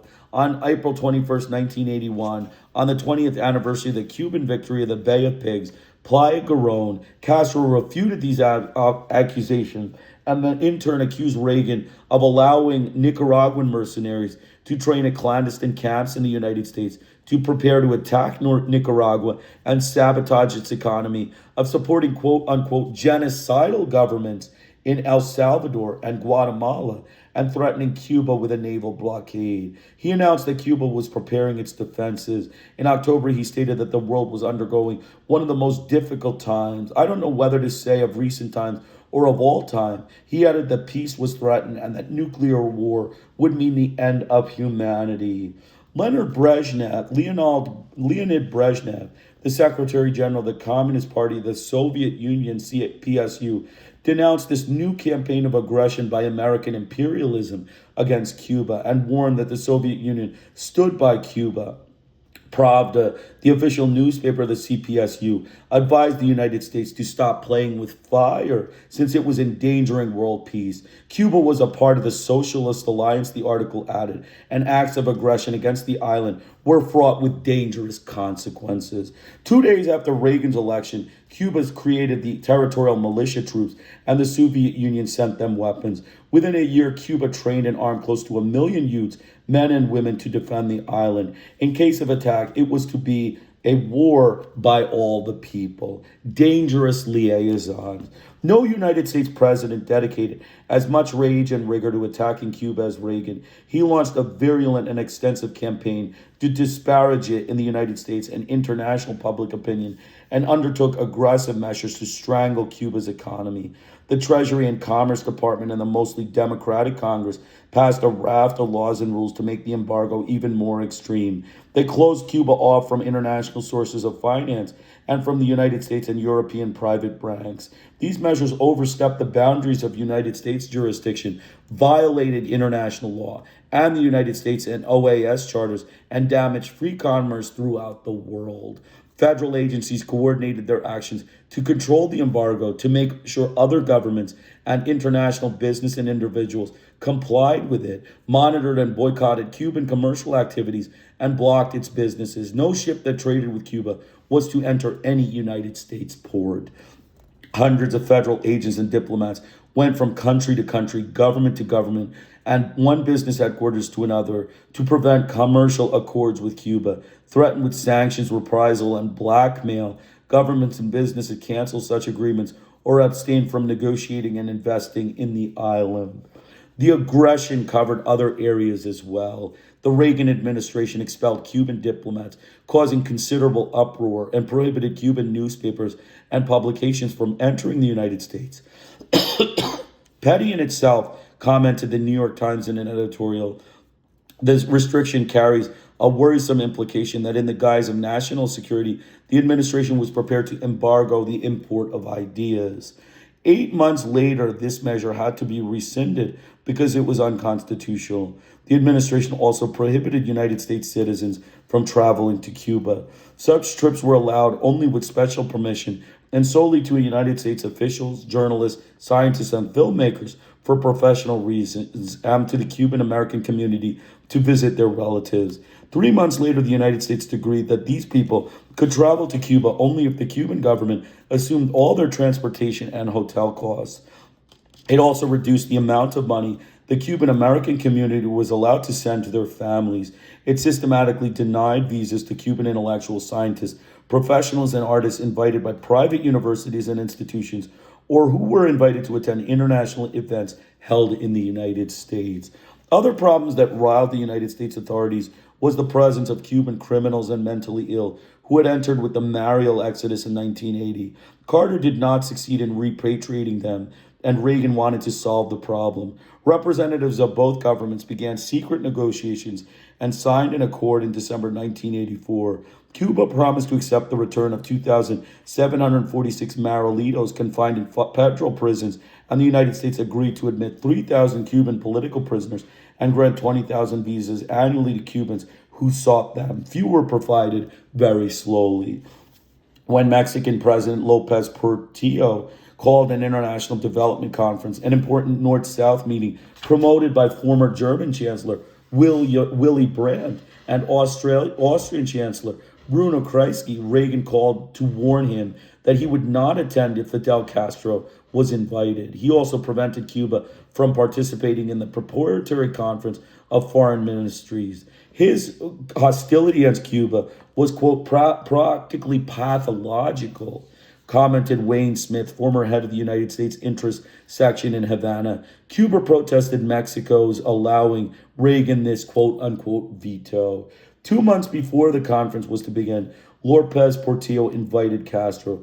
They met in Comzumo. The Mexican government reported on the meeting in a concise statement. It was so secretive that the Cuban people learned of it only when Castro had already returned to Havana. Lopez Portillo admired Castro and supported Cuba in spite of the pressures from Washington. When Vernon Walters went to Mexico in February 1981 with, quote, proof of Cuba's involvement in the Central American conflicts, the government received him coldly.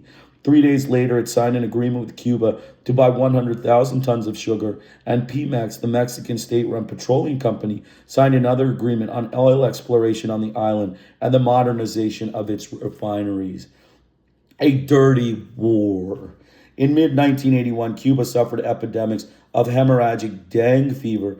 It affected 273,404 people, killing 113, including 81 children, and swine fever, which necessitated killing all the pigs on the island, and blight on tobacco, an important source of revenue, which seriously affected its production.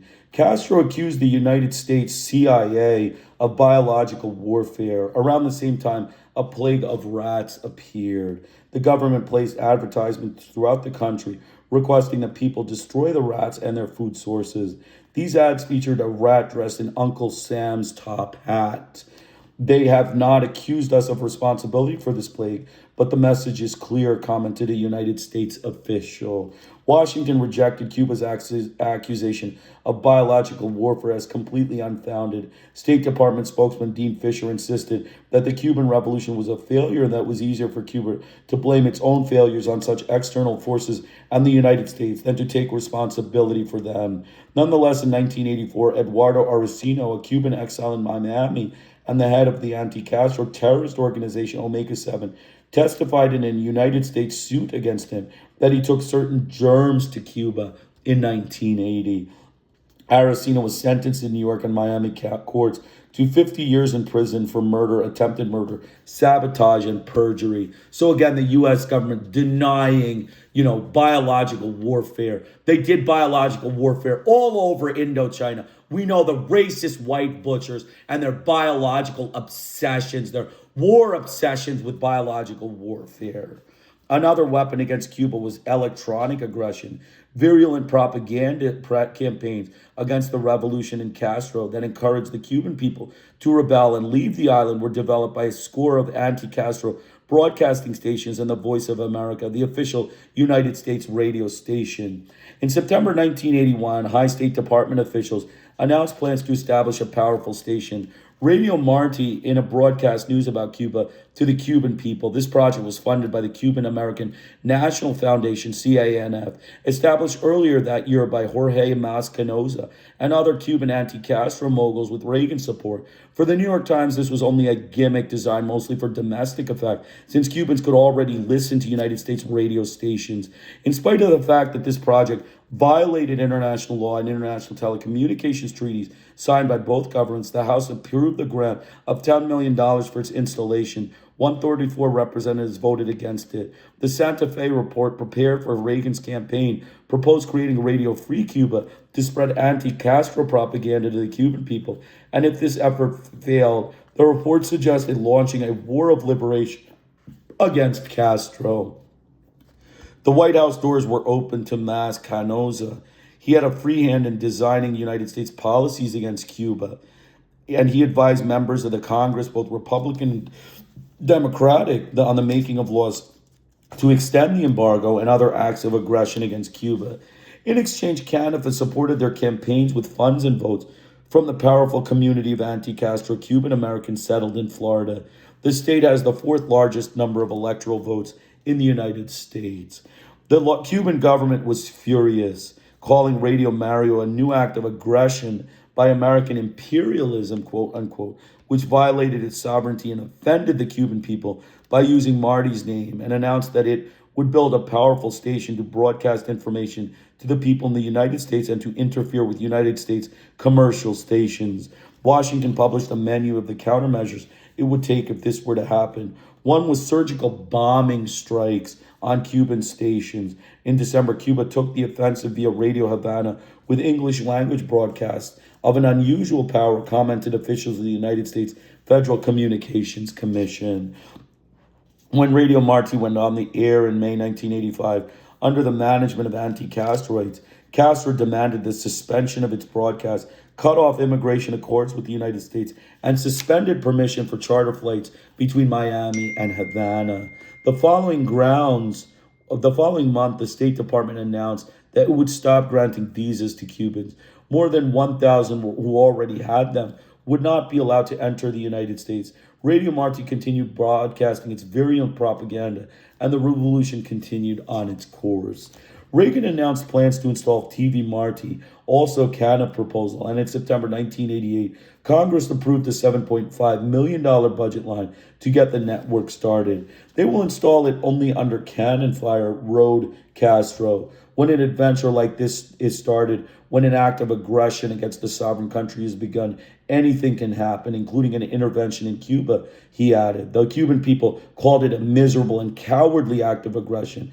An electronic Platt Amendment again meant to mediatizar, impose limitation on their rights of the country.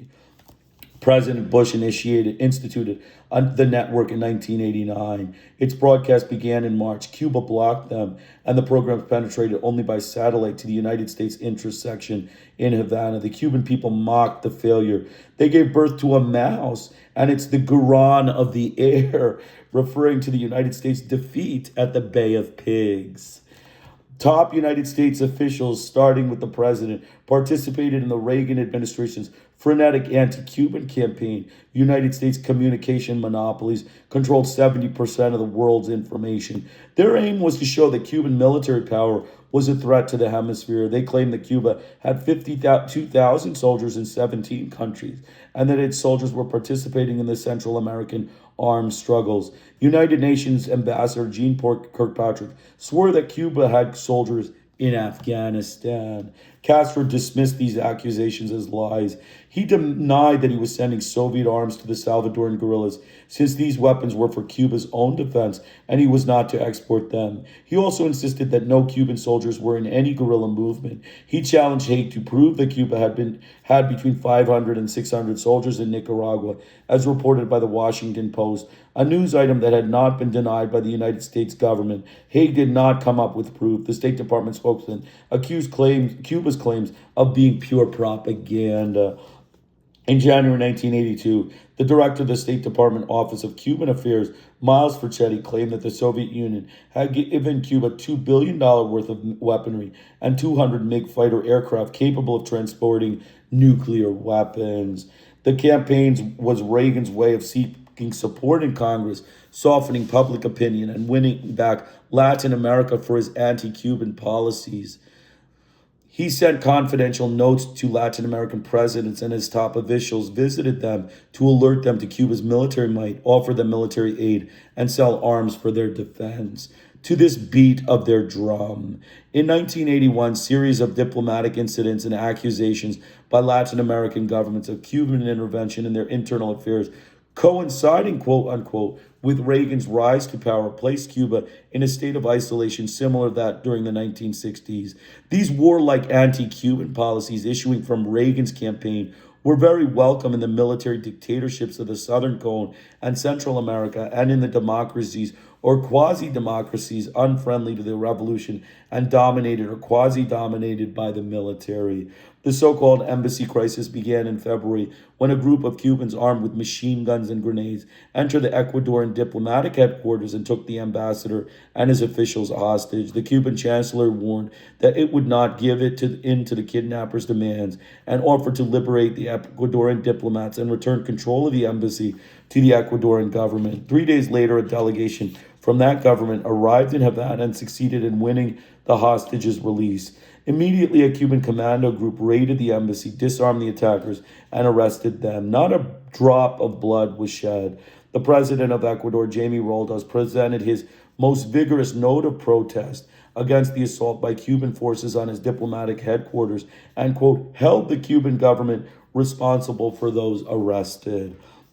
The Cuban government responded just as vigorously. It claimed that the Ecuadorian government had absolutely no power to make such a demand, since the rights of Cuban citizens were the constitutional business of the Cuban government, which it exercised without anyone needing to remind it. Ecuador summoned back its ambassador, but did not break off relations. The Cuban government accused the Portuguese charge d'affaires, Julio Francisco de Sales Marcenes, of directing the takeover of the Ecuadorian embassy on orders by the CIA. It declared it had proof. The Chancellery called together diplomatic corps, and Vice Chancellor Ricardo Alarcon denounced Marcenes in front of his colleagues. Before he could be expelled, Portugal called him back and declared the Cuban ambassador in Lisbon persona non grata. Relations with Venezuela were already tense because the Cuban government had not allowed Cubans who had broken into the embassy to leave the country.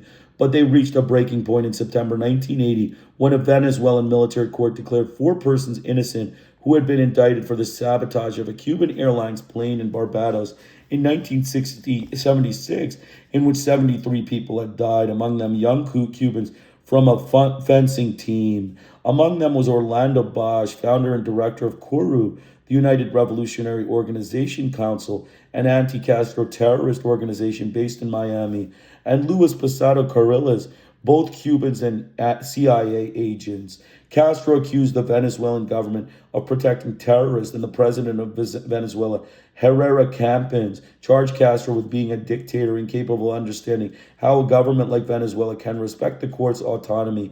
Cuba withdrew its diplomatic personnel from Caracas. In 1985, Posada Carriles escaped from the maximum security prison at San Juan de los Moros in Caracas. He walked out of the main gate with the evident support of powerful outside forces and appeared in El Salvador, involved in CIA activities and the Nicaraguan Contras.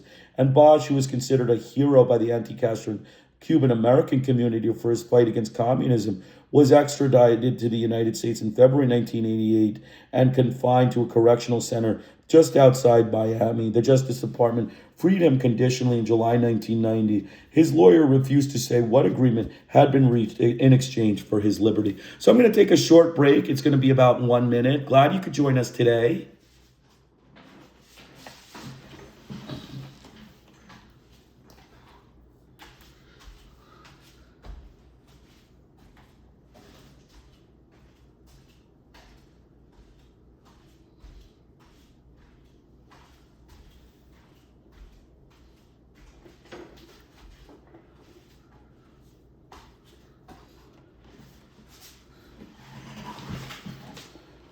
Okay, let's keep going.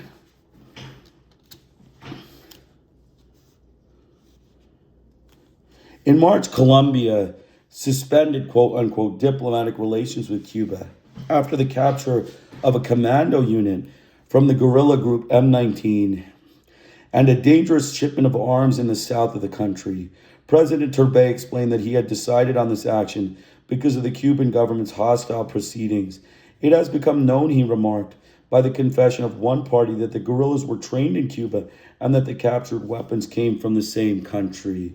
On the eve of this announcement, the army transported a small and select group of Colombian journalists in a military plane to the Toledo military base where it was holding the rebel group.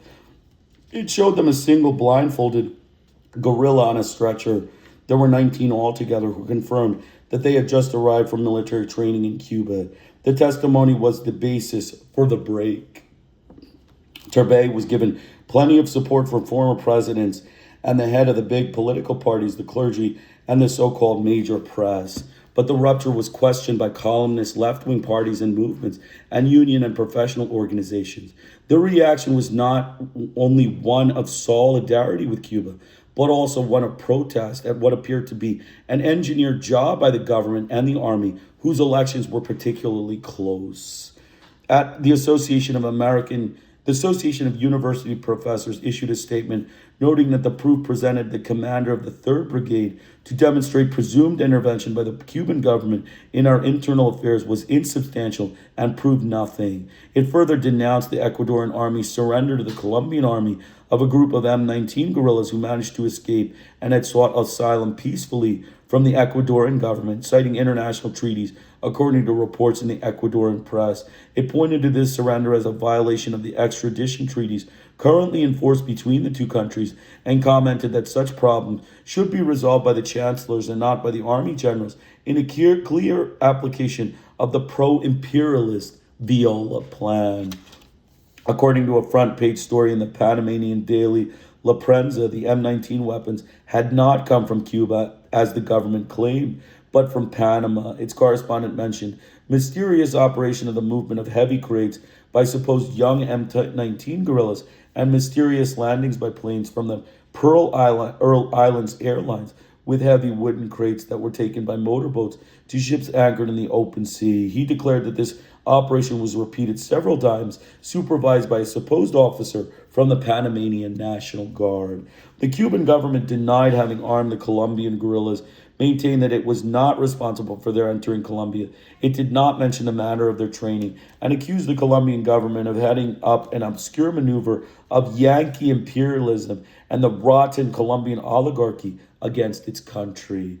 It claimed that Cuba had abandoned all direct participation in the Latin American guerrilla movements.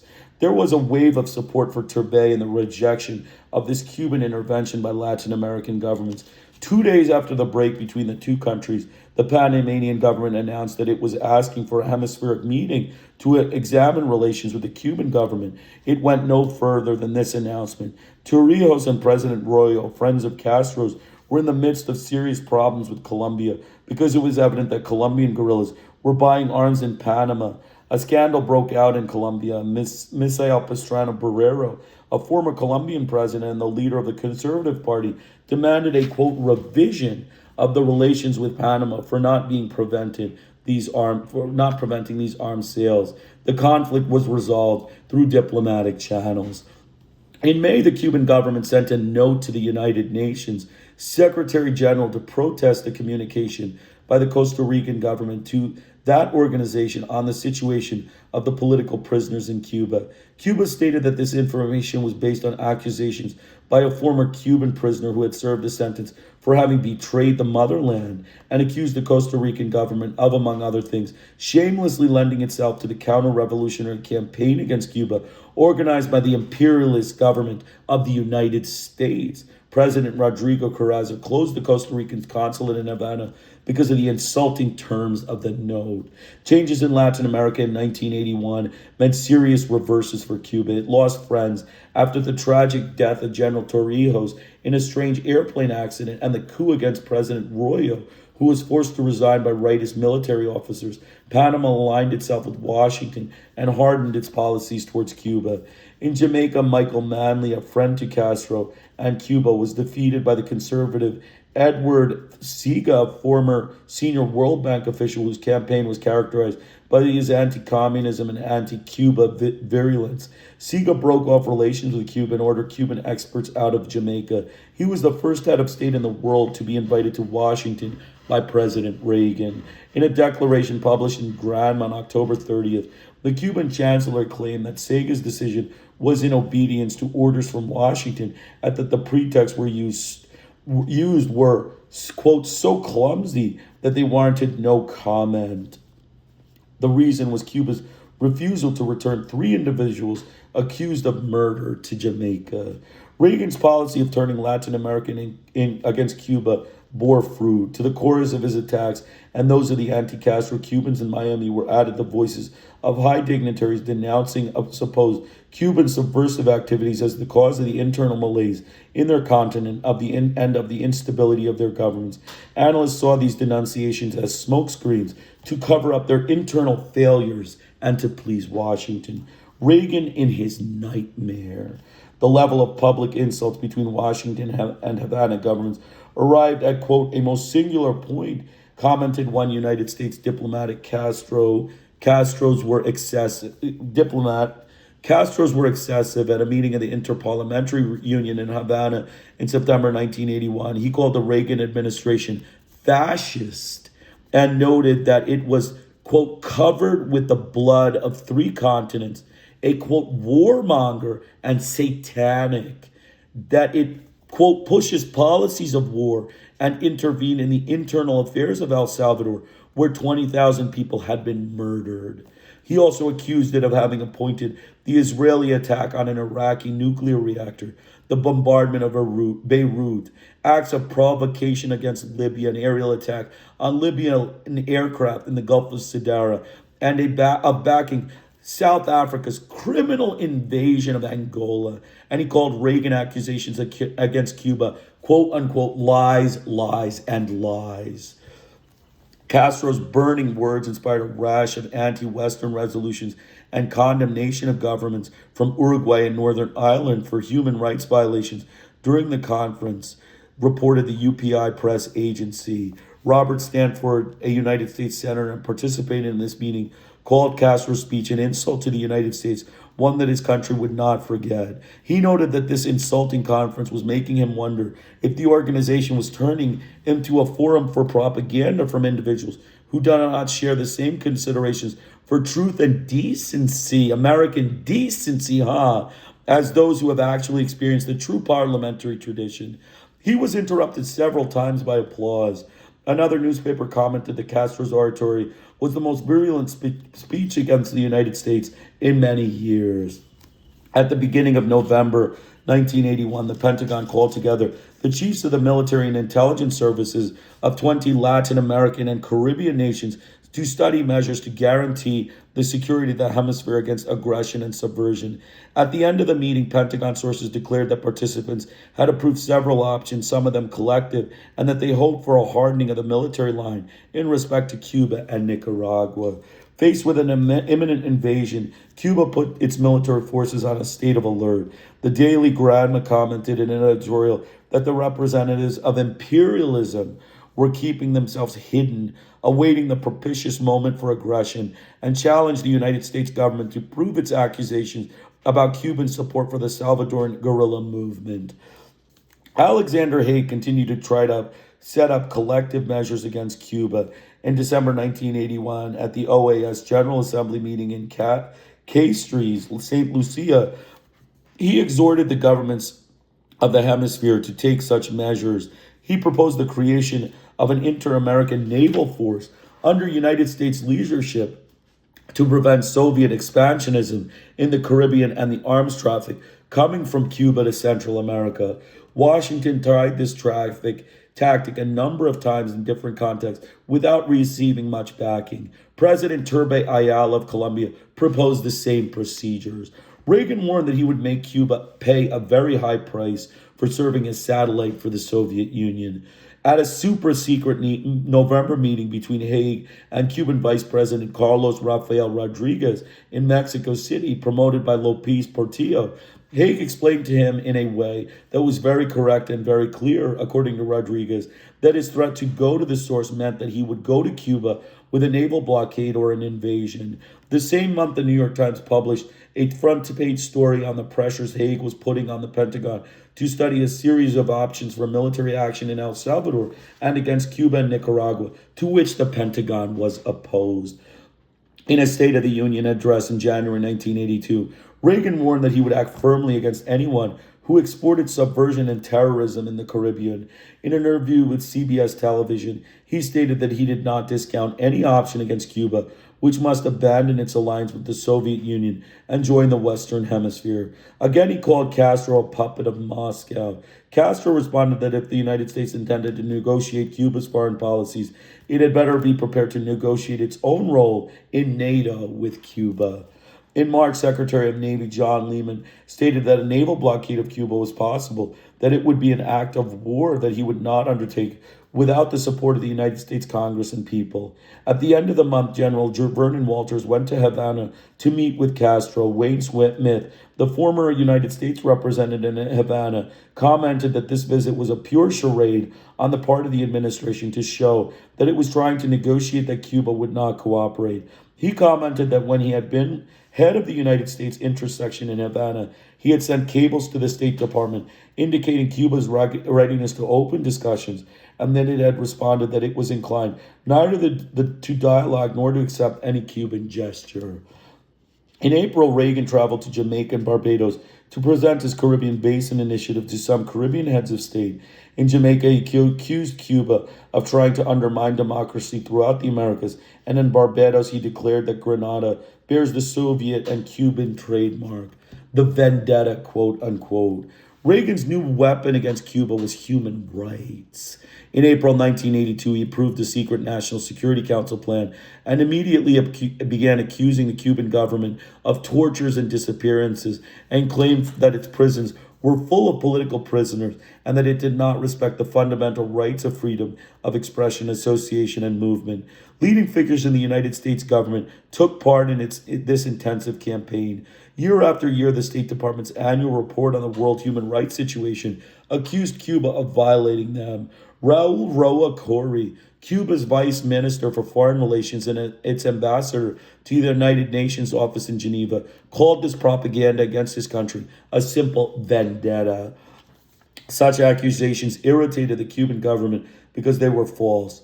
Roa noted that the revolution's priority was respect for the fundamental rights of the people, which were education, health care, both were free in Cuba, social security, and the right to work. On the subject of political prisoners, he declared that there were no more than 100, since most had been released, and that they were the people who had served the Batista dictatorship, sentenced for terrorist actions against the security of the state. He accused Reagan of supporting the military dictatorships in the Southern Cone and Central America, and of covering up the crimes committed by the military, the police, and security forces of these countries: genocide, assassinations, disappearances, torture, and extrajudicial execution, on which he had not commented. The Reagan administration made use of testimony, quote unquote, by Cuban exiles, former political prisoners, and deserters in its accusations against Cuba. It went further in the case of Armando Valladares, a former Batista police officer and political prisoner who was arrested in 1960 for terrorist acts and released by a revolution in 1982 before the end of his sentence. In 1987, it granted him United States citizenship and named him ambassador and president of the United States delegation to the Human Rights Commission in Geneva, a unique and unprecedented case. Valladares attracted international attention from prison and as a poet. 2 of his books were translated into several languages, and as an invalid. He claimed to have been paralyzed by mistreatment in prison. French President Francois Mitterrand negotiated his release and received him in France. The Cuban government showed his identification card from Batista's police force and videos of him walking in the prison and descending on his own the stairs of the plane that took him to Paris when he was liberated. Valladares was a virulent spokesman against the revolution. In newspaper articles and in testimony before congressional subcommittees, he accused Cuba of having about 140,000 political prisoners and common prisoners in jails, prison camps, and concentration camps, where he claimed people, including children, were executed, tortured, murdered, and mutilated night after night. The main forum for this vendetta against Cuba was the HRC in Geneva. So important was it to Reagan that he sent General Walters to reinforce Valladares' mission. Walters reiterated the accusations of repression, torture, and disappearances, and of a political prisoner population in Cuba of more than 15,000. In February 1987, the United States presented a draft resolution titled "The Situation of Human Rights and Fundamental Freedoms in Cuba," quote unquote. It cited the report of the OAS Inter-American Commission on Human Rights, IACHR, in 1962. Cuba was expelled from the organization that carried proof of substantial abuses, noted the high number of political prisoners, the extremely large number of Cubans abandoning the country, the serious violations of freedom of expression, association, and personal security. It demanded that Cuba respect these rights and asked the United Nations Human Rights Commission, HRC, to continue to study the subject. In its turn, Cuba also presented a draft resolution in which it accused the United States of violating human rights, racial discrimination against blacks, Hispanics, and Native Americans, aggression, threats, and coercion directed against numerous third world countries, and attempts on the lives of statesmen.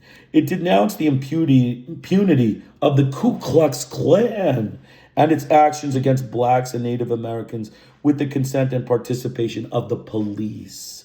It demanded suspension of the United States' quote-unquote covert actions against sovereign states, respect for the human rights of minorities, and to end the degrading situation of the homeless and racial discrimination. Responding to a petition of the delegate from India, the HRC agreed not to submit either of the drafts to a vote.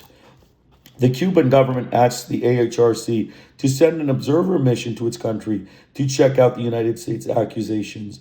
The mission did go to Cuba, and in February 1989, it presented its report, 400 pages, in which, among other things, it noted that it had found no evidence to support the United States accusation of 15,000 political prisoners on the island. That same month, the State Department's annual human rights report accused Cuba of being one of the worst violators in the world, but added that it had been unable to confirm cases of disappearances and torture. And a report by America's Watch, a harsh critic of Cuba, maintained that the United States accusations lacked foundations. Raul Roa responded to the accusations against his country. He pointed out that for 4 years, the United States had been maintaining a huge propaganda campaign promoting the creation of Cuba and elsewhere of Cuban pro-human rights groups, sending out publications and endless declarations by officials and members of U.S. Congress, promoting anti-Cuban motions in the parliaments of other countries, using small groups of known reactionaries, quote unquote, and counter-revolutionary and anti-socialist elements in Cuba itself to mount provocations and disturbances. He noted that this psychological warfare had few results and that the report of the HRC missions to Cuba had categorically denied Walter's accusations. Responding to testimony by Cubans gathered by the HRC observers mission on supposed violation of human rights, Roa noted that 65.7% of them referred to entering or leaving the country. For human rights activists who had suffered harassment denounced by the United States as the work of the Cuban government, he declared that it was a reaction by the people to provocative and counter-revolutionary acts about people who conveyed their intention of leaving the country and were dismissed from their workplaces. He remarked that these were decisions by the managers of the workplaces and not a state policy, that there were legal avenues for workers to pursue their rights. Regarding the executions by firing squad of counter-revolutionaries, 13 between 1980 and 1987, he argued that the penal code provided for the death penalty for acts of serious sabotage and terrorism, and that the laws of this code, characterized as draconian, followed the methods employed by imperialism and its agents against the revolution, which leave no other alternative. He explained that the plantados, prisoners who refused to wear uniforms, were sentenced for crimes, for attempts to assassinate Fidel Castro, for espionage, sabotage, complicity, and murder, acts against the integrity and stability of the nation, for the infiltration of enemy agents and weapons, for crimes and abuses against campesinos, for armed assault, for crimes committed while in the service of Batista's tyranny. But Broa criticized the HRC's mission, whose job it was to study the Cuban situation in situ, for having included the testimony of anti-Castroites living outside the island and limiting itself to transmitting them without verifying the truth, and for lack of a medical evaluation to gauge the allegations of torture and ill treatment mentioned by some of its interviewees. He noted that the political weight that the United States media tried to give these, quote, small groups of activists and dissidents did not correspond to their scam representation, which was not comparable to the adherence by millions of people to the revolution and its social, political, economic, and cultural work. The United States did not succeed in having the HRC condemn Cuba, since Latin America and other third world countries supported Cuba. In spite of this campaign and Washington's pressures, Bolivia, Uruguay, and Brazil reestablished diplomatic relations with Cuba. The unbearable brevity of perestroika. With the election of Mikhail Gorbachev, 54 years old, young for the traditional Soviet gerontocracy, the Secretary General of the CPSU in March 1985. A few hours after the death of Konstantin Chernenko, the metamorphosis of the Soviet Union began. Gorbachev introduced the novel policies of perestroika, restructuring, and glasnost transparency, with which he turned his country and its foreign policy in a new direction. The aim was to reform the calcified Soviet political system, democratize the society, open channels of popular participation, and relax tensions in relation with the West. The reason was that the Soviet Union had been experiencing a profound economic and political crisis. The general malaise could have led, Gorbachev warned, to something very serious. Gorbachev aroused admiration throughout the world. He spoke of coexistence and cooperation among all nations beyond ideologies, differing political systems, and obsolete concepts of confrontation and interference in the internal affairs of other countries. He surprised the world with bold measures and proposals of disarmament and the unexpected withdrawal of Soviet forces from Afghanistan, the Soviet Union's Vietnam, which Brezhnev had invaded 9 years earlier. Neither victors nor defeated, the Soviets left in disgrace. Gorbachev proceeded to open discussions with heads of state and governments, political and parliamentary leaders of Europe, Asia, and the Americas. He was received enthusiastically in several capitals, from the ultra-conservative Margaret Thatcher, Britain's prime minister, to the socialist president of France, Francois Mitterrand. They fell in love with Gorbachev. The international press spoke of a Gorby mania that was invading the West. More disposed than the United States to finding a modus vivendi with the Soviets, Europe gave him firm and emotional support. The capitalist world called perestroika the second Soviet revolution, this one without bloodshed, as radical as the Bolshevik Revolution, but in reverse, and applauded Gorbachev. But at the same time, it launched an aggressive campaign to discredit the communist system, pointing to the Soviet crisis as evidence of its failure. Gorbachev criticized the critic. There are people in the West who would like to tell us that socialism is in deep crisis and has brought our society to a dead end. We have only one way out, they say, to adopt capitalistic methods.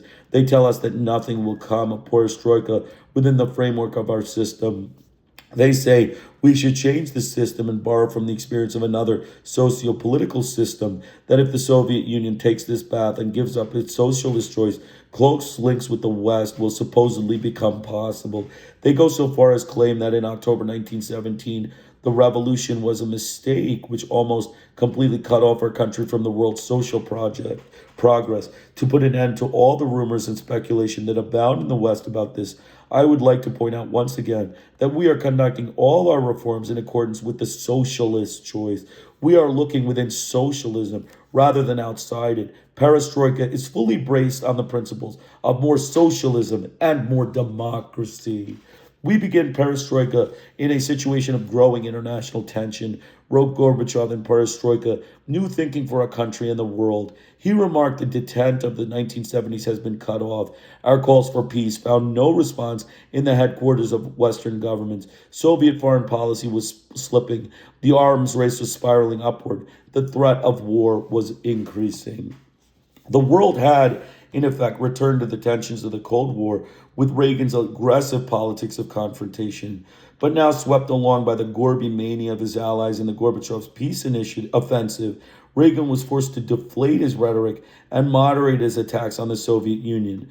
Gorbachev was pulling him along. The United States lost its position of world leadership. In 1987, the Soviet policy of closer ties and collaboration with the West began to bear fruit. In December, Reagan and Gorbachev signed a disarmament agreement in Washington for the withdrawal of their medium and long-range missiles from Europe. The pact was a political triumph for the Soviet Union, and the warm acclaim the United States gave him was a personal triumph for Gorbachev. He walked through the streets sharing greetings and smiles. Castro did not hesitate to support Gorbachev's peace policies. He applauded his disarmament proposals and enthusiastically celebrated the accord signed by the two superpowers. Granma called it a historic step without precedent, since for the first time it opened up the policies of total disarmament. It was, in fact, the most far-reaching disarmament pact signed during 40 years of fruitless negotiations. It also represented radical change in Reagan's policies toward the Soviet Union. But the Soviet Union abandonment of its political and ideological fight with capitalism and its own interest in the conflicts with the West weakened it in the international arena.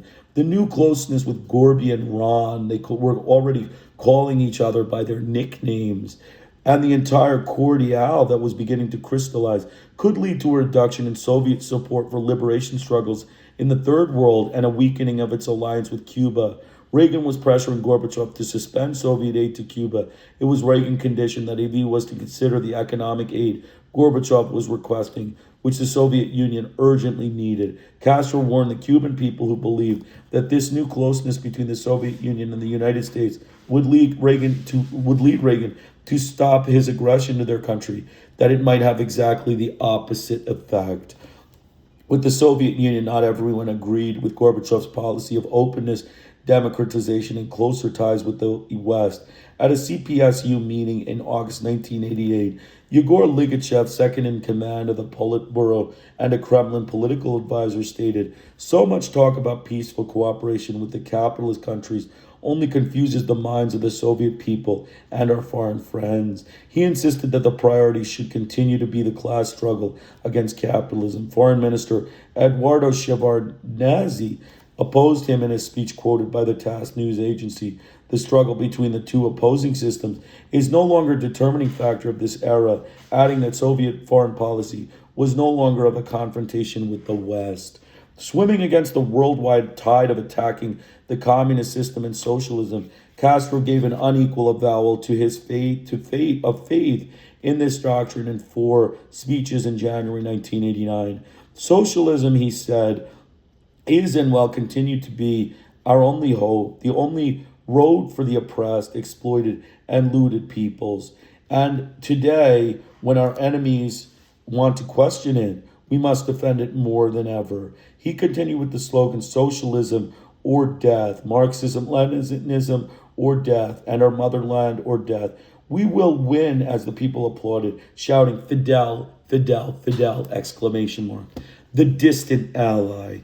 The Soviet Union government invited Castro to Moscow for the celebration of the 70th anniversary of the October Revolution in November 1987. It was a euphoric occasion. The transformation of the Soviet Union was undergoing in its economic structures, and its political openness created a favorable climate. The people felt freer, according to a proud Gorbachev. The great event was celebrated with an imposing military parade. Tens of thousands of soldiers, heavy artillery tanks, and modern missiles with their launch vehicles proceeded throughout the Red Square, and masses of workers marched on the sounds of patriotic music. The feeling was of celebration and optimism. The one photograph published in the New York Times showed Castro in a Russian fur hat and dark glasses watching the military parade from Lenin's tomb, along with the leaders of the Soviet Union and the rest of the communist world. The Times described this event and reported rumors of disagreements between Cuba and the Soviet Union about economic policies. Although Castro did not join the chorus of praise for the Soviet leader, their relations were excellent and the cooperation between the two countries increased. Twice they met in the Kremlin. On his return to Havana, Castro commented that this had been his best visit to the Soviet Union, reported the Times correspondent. There were, in fact, discrepancies in focus and concept between the two countries' views of perestroika. The way to approach the solution was their grave national problem could not be the same, though the problem might have been similar, noted Castro. The policy of rectification Cuba had undertaken long before the Campanero Gorbachev began speaking of perestroika was not the same as perestroika. The latter was not the solution to Cuba's problems in the way that many people outside the island preached should have been, and many at home desired. Castro pointed out that the two countries were different in their own idiosyncrasies and histories. Cuba's territory was not extensive, and it was not a multinational country. It didn't have the large population of the Soviet Union, nor the experience of historical phenomena such as Stalinism, abuses of power and authority, or personality cults. Cuba was not in need of Soviet-style reforms. Castro emphatically rejected the idea of introducing into Cuba the capitalist reforms Washington had prescribing, and the Soviet Union was beginning to apply. He called them complete garbage. Cuba would, quote, never adopt the methods, philosophies, and idiosyncrasies of capitalism. Cuba, he declared, was not on the Black Sea, but on the Caribbean, 90 miles not from Odessa, but from Miami. He made these remarks in a speech on July 26, 1988, as Cuba was preparing to receive thousands of soldiers triumphantly returning from Angola. We have made mistakes we must correct, but starting with our own mistakes, said Castro, we must not correct our mistakes on the basis of other countries' errors. He noted that one error included having, quote, copied the experience of other socialist countries who are saying their experience was not good. Respectful of other countries' sovereignty, Cuba could not criticize Soviet policy since they dealt with the internal affairs of that country, noted Castro. Nevertheless, Fidel could not hide Cuba's disagreement, nor its great preoccupation with the internal and external breakups that the Soviets had been enduring, with the reformist wave spreading through Eastern Europe, an accelerating decline of the communist parties, and the growth of the multi-party system in those countries, which Castro termed multi-porcura, roughly multi-rubbish. On December 5th, 1988, during the celebration of the Cuban Armed Forces Day, Gorbachev's official visit was scheduled for that month.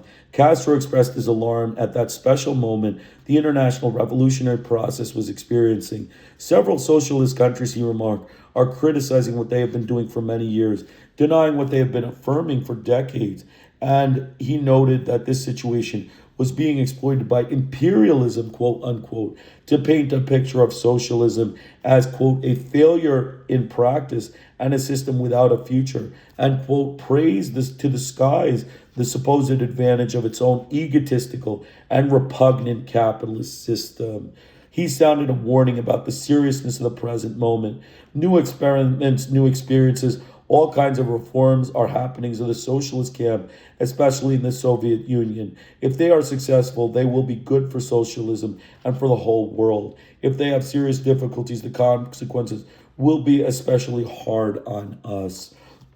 Diplomats in Havana saw in Castro's words such shrill notes that in their judgment, only an opportune rain, a torrential downpour, kept the subtle argument elaborated by Fidel against Gorbachev from exploding into a strident public denunciation of the sins of glasnost and perestroika. In January 1989, a politically strong Cuba celebrated the 13th anniversary of its revolution. It had the highest indices for social development in all of Latin America and was immersed in rectifying errors and negative tendencies. Without much fanfare, the United States was approaching a transition from Reagan to Bush. Meanwhile, in the Soviet Union, perestroika was unraveling, and its stunned leaders were seeing that the empire was disintegrating in their hands.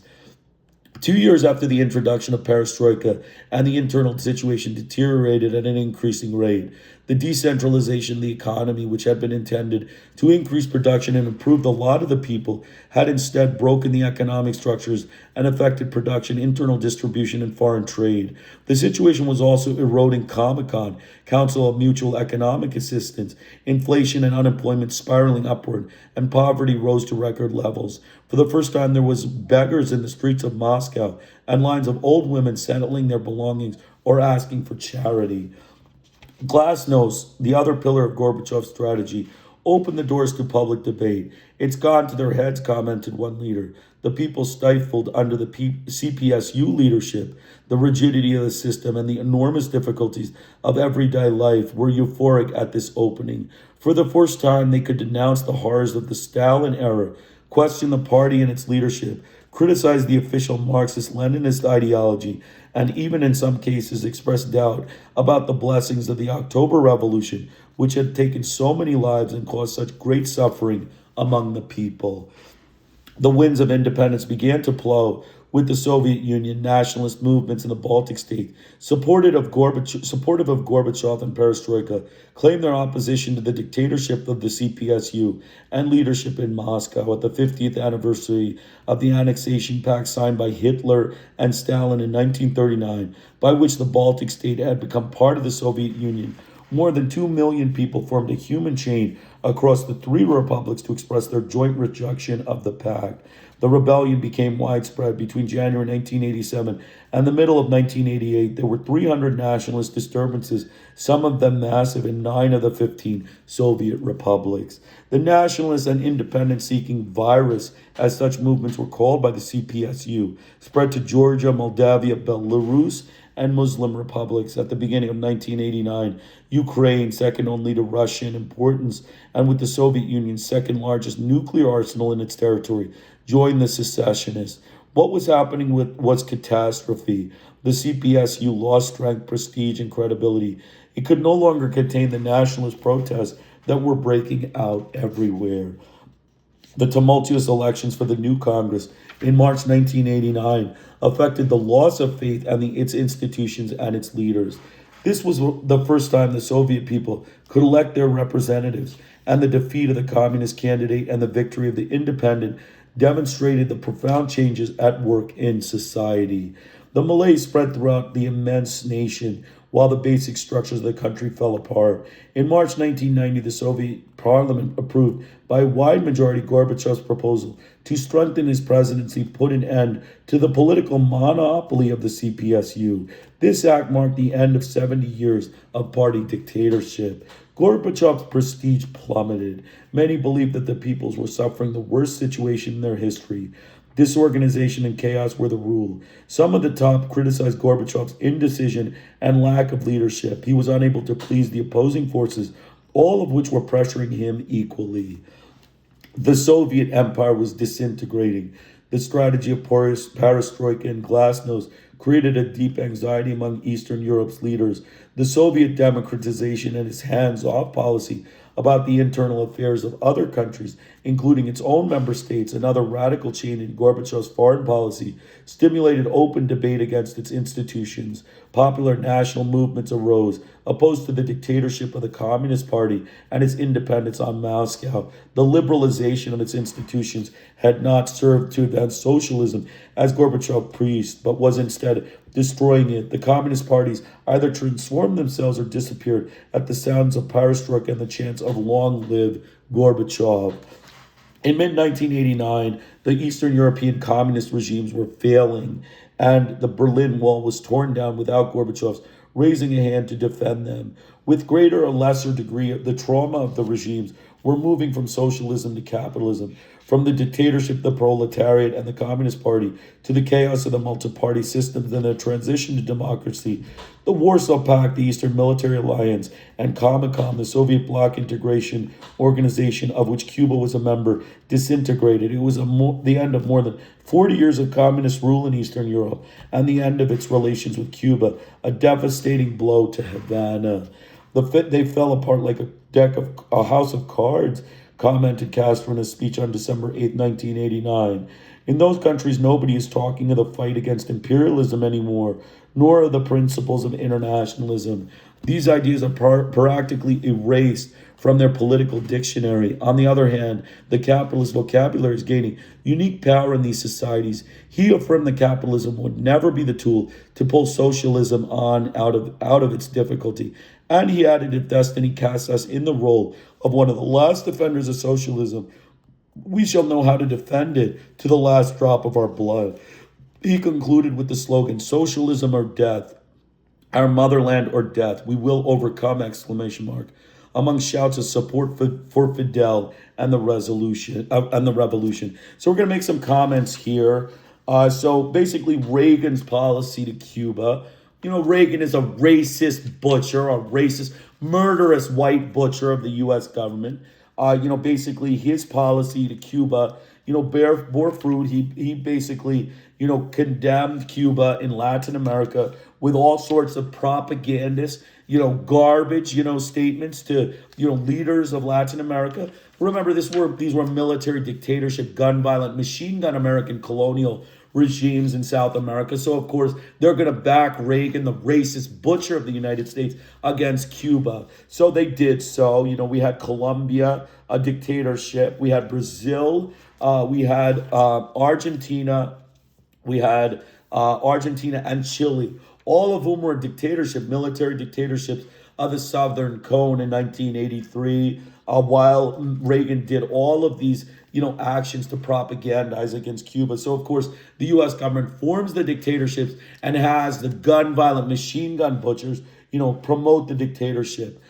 The next thing we saw was, basically, we read the Reagan and his nightmare. The level of public insults between Washington and Havana governments arrived at a most singular point, commented one United States. Castro's were excessive. Okay, he said during an interparliamentary meeting union in Havana in September 1981, called the Reagan administration fascist and noted that it was covered with the blood of 3 continents, a warmonger and satanic, that it pushes policies of war and intervened in the internal affairs of El Salvador, where 20,000 people had been murdered. He also accused it of having approved an Israeli attack on an Iraqi nuclear reactor, the bombardment of Beirut, acts of provocation against Libya, an aerial attack on Libyan aircraft in the Gulf of Sidra, and backing of South Africa's racist regime and criminal invasion of Angola. And he called Reagan's accusations against Cuba lies, lies, and lies. So, of course, that was, a very accurate statement by Castro about U.S. racist, colonial, murderous white butchers and their actions against the people of all of the lands in which their imperialists wish to subvert the oil, steal the resources, and enact slavery and misery for the native people. So we continued that Reagan kept threatening Cuba. He was, constantly threatening Cuba. He created a new human rights situation. The master of Hispanic slaughter is condemning Cuban human rights in almost a satirical fraud and propaganda by the U.S. government. Human rights for Ronald Reagan. He's a mass murderer butcher. He's a mafia criminal thug. So that was that. Then we talk about the vendetta. The vendetta was the human rights discussion. Reagan promoted all sorts of human rights accusations against Cuba. He presented a resolution at the OAS for, all sorts of crimes that, there were tortures and disappearances in Cuba. So Cuba, in turn, presented a nice retaliation and draft resolution in which it accused the United States of violating human rights. America has racially discriminated against blacks, Hispanics, and Native Americans. Aggression, threats, and coercion directed against numerous third world countries and attempts on the lives of statesmen.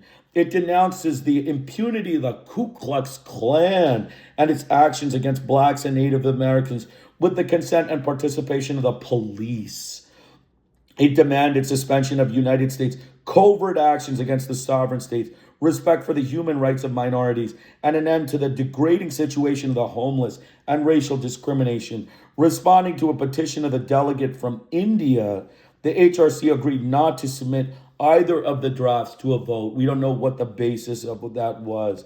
So then the Cuban government asked the HRC to send an observer mission on Reagan's propagandist fraud to check out United States accusations. So the mission did go, and its report was presented in February 1989, 400 pages, in which, among other things, it noted it had found no evidence to support the United States accusation of 15,000 political prisoners in the island. The same month, the State Department's annual human rights report, this is the State Department's propagandist live fraud report from Washington, accused Cuba of being one of the worst violators, quote unquote, in the world, but added that it had been unable to confirm cases of disappearances or torture. And a report by America's Watch, a harsh critic of Cuba, maintained that the United States accusations lacked any foundations. So, of course, the HRC did go to Cuba, and Raul Roa responded to the accusations against his country. Huge propaganda campaign by the United States promoting the creation in Cuba and elsewhere of Cuban pro-human rights groups, sending out publications and endless declarations of officials and members of the United States Congress promoting anti-Cuban motions in the parliaments of other countries, using small groups of known reactionaries, of course, the Southern Cone reactionaries, and counter-revolutionary or anti-socialist elements in Cuba itself to mount provocations and disturbances. So this human rights is basically Cuban subversion. It's Cuban subversion by the U.S. government. This is psychological warfare that Cuba had categorically denied all Western accusations.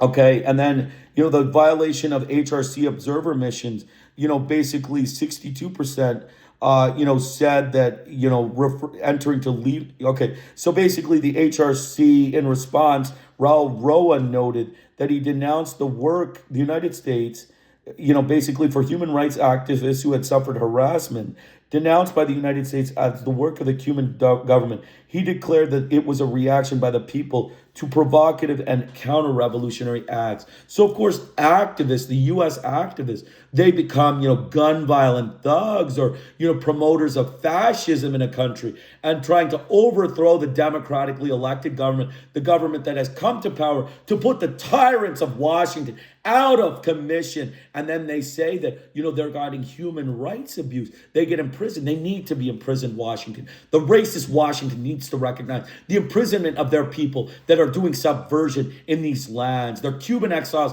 their Nicaraguan exiles, their Grenadan exiles need to be imprisoned in Cuba if they foment human rights and all sorts of activist statements against the regime. Continuing on, basically, so that was an important aspect. Then, basically the political weight by the United States media. See, the U.S. media is the big picture in all of these things.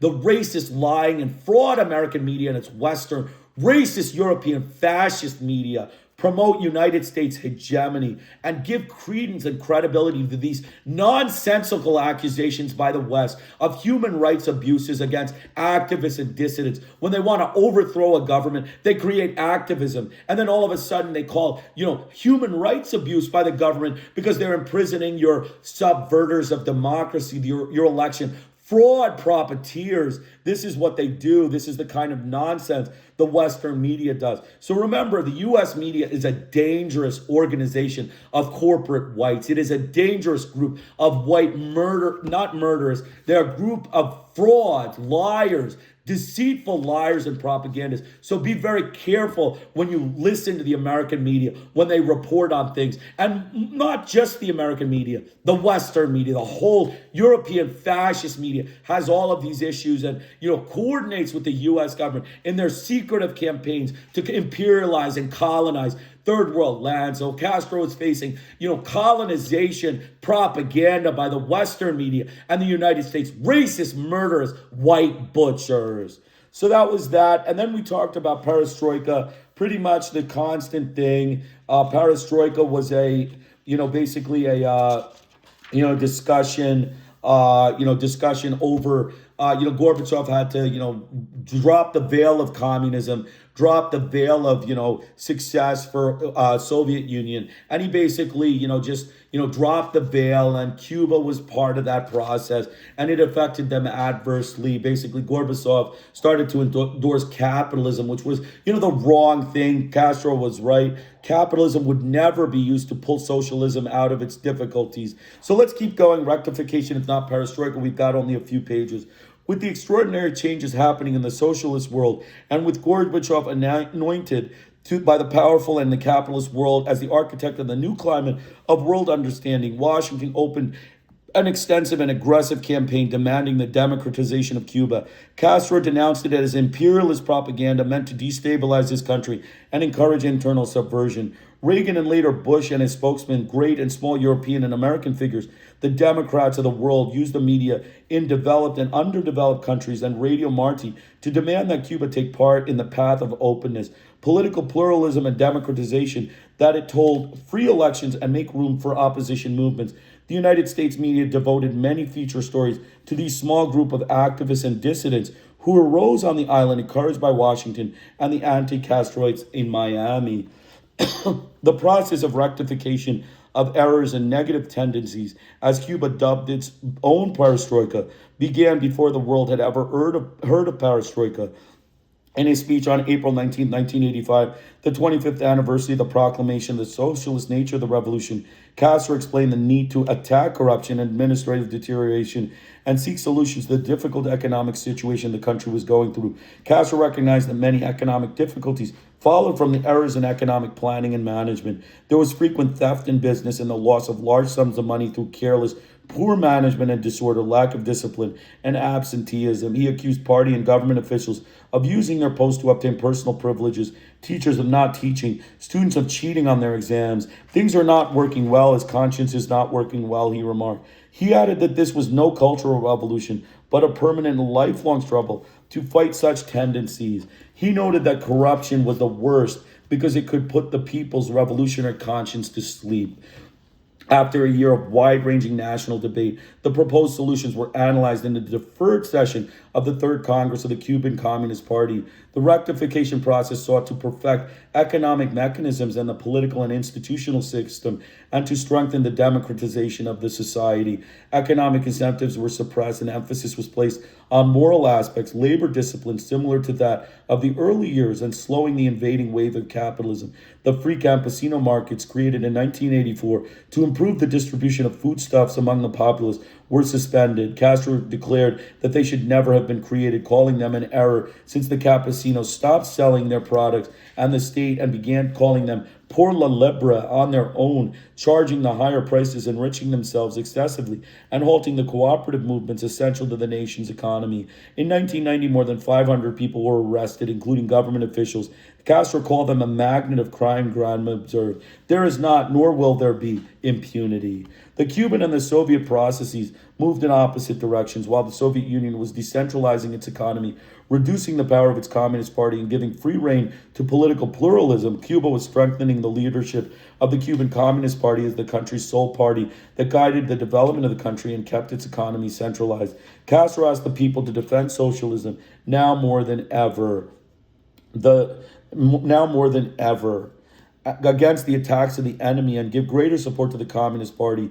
Whoever destroys our faith in the party is undermining the foundations of our confidence, the foundations of our strength, he added. He noted that in Cuba there was only one party in the same way as Lenin needed only one party. Castro underlined the genuine nature of the Cuban Revolution and its differences from the Eastern European communist regime, which he remarked were imposed from without. He added that in Cuba the same thing could never happen. Since Cuba had made its own revolution, the people did not ask for new parties because they were already participating through the mass organization of campesinos, workers, women, students, and the revolutionary defense committees, and through the popular power system.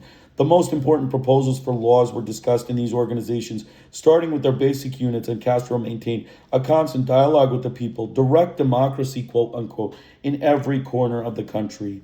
Castro warned that Cuba would not accept the measures of the so-called representative democracies, since they were societies divided between exploiters and the exploited, small groups in which wealth and power were concentrated in the masses of the poorly fed, with abandoned children and beggars, and students who were violently repressed. One could not speak of democracy, he said, without such differences and misery rule. The capitalist press called the Cuban policies rejecting multi-party opening and completely defending socialism anachronistic, quote unquote, and quote retrograde. The Cuban Revolution, quote, fossilized and failed, quote unquote, and Castro, a quote dinosaur. Gorby in Havana. In April 1989, Gorbachev arrived in Havana on an official visit. He came not as a triumphant victor, but in spite of the enormous worldwide popularity, but with a load of uncertainties on his back. It was public knowledge that his reforms were failing and that Soviet economic situation was in rapid decline and the internal malaise was growing. Cuba gave him an overwhelming welcome that could have been interpreted as an expression of gratitude from the Cuban people for Soviet solidarity, commented Prensa Latina. As he stepped off the airplane at Jose Marti Airport, Gorbachev was greeted with a warm embrace by Castro, a military ceremony including a 21-gun salute, greetings from the top Cuban leadership, a diplomatic protocol of the ambassadors, and a happy crowd waving signs and flags of both countries. More than 500,000 people, according to official numbers, were awaiting Gorbachev's arrival at the airport, and along the route, two leaders were to travel. They were greeted by shouts of "Viva Gorbachev!" exclamation mark and "Viva our Commander-in-Chief!" exclamation mark. Fidel and Gorby traveled the route shoulder to shoulder in an open Soviet limousine. The city was decorated with both countries' flags and huge billboards with Gorbachev's image and greetings of welcome for the compañero. The country was in a party mood. Some 500 international journalists came to Havana, more than 100 from the main papers and television networks of the United States alone, to cover this event, which will arouse great expectations because of the evident differences between Castro's and Gorbachev's positions. The visit of the most unpredictable of the Soviet leaders and the one who wakened in the Castro the greatest worries began in the rarefied atmosphere created by the communist transnationals, which were reporting conflicts, distancing modification of the terms of trade, and punishments of Cuba, noted in Prensa Latina. Gorbachev arrived in a friendly country, but one that was a focus of conflict with the United States. In spite of the eased tension that already existed between the two superpowers, Washington watched this meeting closely and apprehensively. With numerous forms of pressure, it was trying to force Gorbachev to withdraw aid from Cuba and to stop sending arms to Nicaragua. The Soviet Union was critical of the United States military presence in Central America and supported the Contadora peace efforts, which Reagan systematically boycotted. Bush, who had been elected president and had not yet defined his foreign policy, declared that he would not change it in regard to Cuba, and that he would keep sending humanitarian aid to the Nicaraguan Contras. Gorbachev warned that he would continue to send arms to Nicaragua for its defense. The culmination of the Soviet leader's visit was a special session of the National Assembly of Popular Power. Castro defined the Soviet leader's presence in this forum as a historic occasion. He called Gorbachev a real peace crusader and criticized the United States for not assimilating the new international mentality set forth by Gorbachev. He paid an emotional homage to the Soviet Union for its enormous collaboration with his country over a period of 30 years, without which, he emphasized, the revolution would never have been able to achieve the successes on which our people pride themselves. In particular, he pointed to the military aid that had helped Cuba confront the most powerful empire in human history to achieve its victory at Playa Girón. For this, our gratitude shall be eternal. Gorbachev praised the heroic Cuban people who made the revolution and enabled Cuba to repel armed intervention, survive the blockade, and live through the unending aggression by their imperialist neighbor. He emphasized close ties of friendship and cooperation that covered practically all spheres of social development, demonstrated his intention to extend them, and underlined this wish as the intent of the Friendship and Collaboration Treaty that he and Castro had just signed. He also referred to the transformation of his country that his country was undergoing, and noted the change in the climate of social life by which the people feel freer, but remarked that such an approach and the solutions to Soviet problems were not a universal formula. He added the internal authority of socialism and its influence on the world would depend on the developments in his country. He criticized the United States without mentioning it by name. He stated that the international horizon had become higher in the past 2 years, but that there were still forces obstinately bound to the stereotypical and outmoded approach of confrontation, of solutions imposed by force, of trying to impose their will on others. He reiterated his support for a negotiated peace in Central America without foreign interference. Both heads of state disappointed speculations about their disagreements. Castro declined that such differences did not exist in their international policies, nor could they possibly exist in questions of internal policy, since their respective plans for restructuring and rectification proceeded from the identical Marxist-Leninist principles applied to the concrete conditions of each country. What worked for one did not necessarily work for the other because of the enormous differences in their circumstances. Castro commented that the strongest refutation was the magnificent friendship and collaboration treaty that they signed on Gorbachev's initiative, the first such treaty in the history of the two countries' relations. The treaty, with a term of 25 years, laid the groundwork for enriching and developing the relations in all areas, including the military, deepening the economic integration of the socialist countries, and assuring the, quote, interaction of Cuba and the Soviet Union in the international arena. For appearance's sake, everything seemed ideal in Cuba, but the reality was something else entirely. The Soviet Union could no longer increase its aid, even to maintain it at the same level because of its own internal economic decay. More powerful Soviet parliamentary and media sectors were opposed to this unequal relationship, preponderantly favoring Cuba in the present circumstance of their own economic crisis. For the first time, the Soviet publications criticized relations with Cuba. Pravda, the official party newspaper, complained in an editorial about the subsidized prices in trade with Cuba and commented that their relations should be based on a reciprocal basis. The daily Izvestia criticized Cuba for accumulating a foreign debt to the Soviet Union that had risen to 25 billion rubles, not counting the donations of economic and military aid or the subsidies of sugar prices. The weekly Moscow News described Cuba as an impoverished police state and wrote that a change is underway from social apathy to passive and until now well-hidden discontent. Other papers criticized the Cuban leadership for not following in the footsteps of the opening political pluralism and the market economy that were being advanced in the Soviet Union. For the first time in 30 years, closed and cordial relationships, the Cuban government canceled the distribution of the Soviet publications Moscow News and Sputnik. In a long editorial, Granma explained that the Cuban leadership found itself obliged to reflect on the context of some of the many Soviet publications that circulated in the country, whose points of view in respect to the construction of Soviet socialism were based on interpretations almost always controversial, if not substantially divergent from the criteria and essential orientation of our own party, and that the government considered reading them harmful, quote unquote, to the Cuban people. A variety of the negative factors piled up between Havana and Moscow.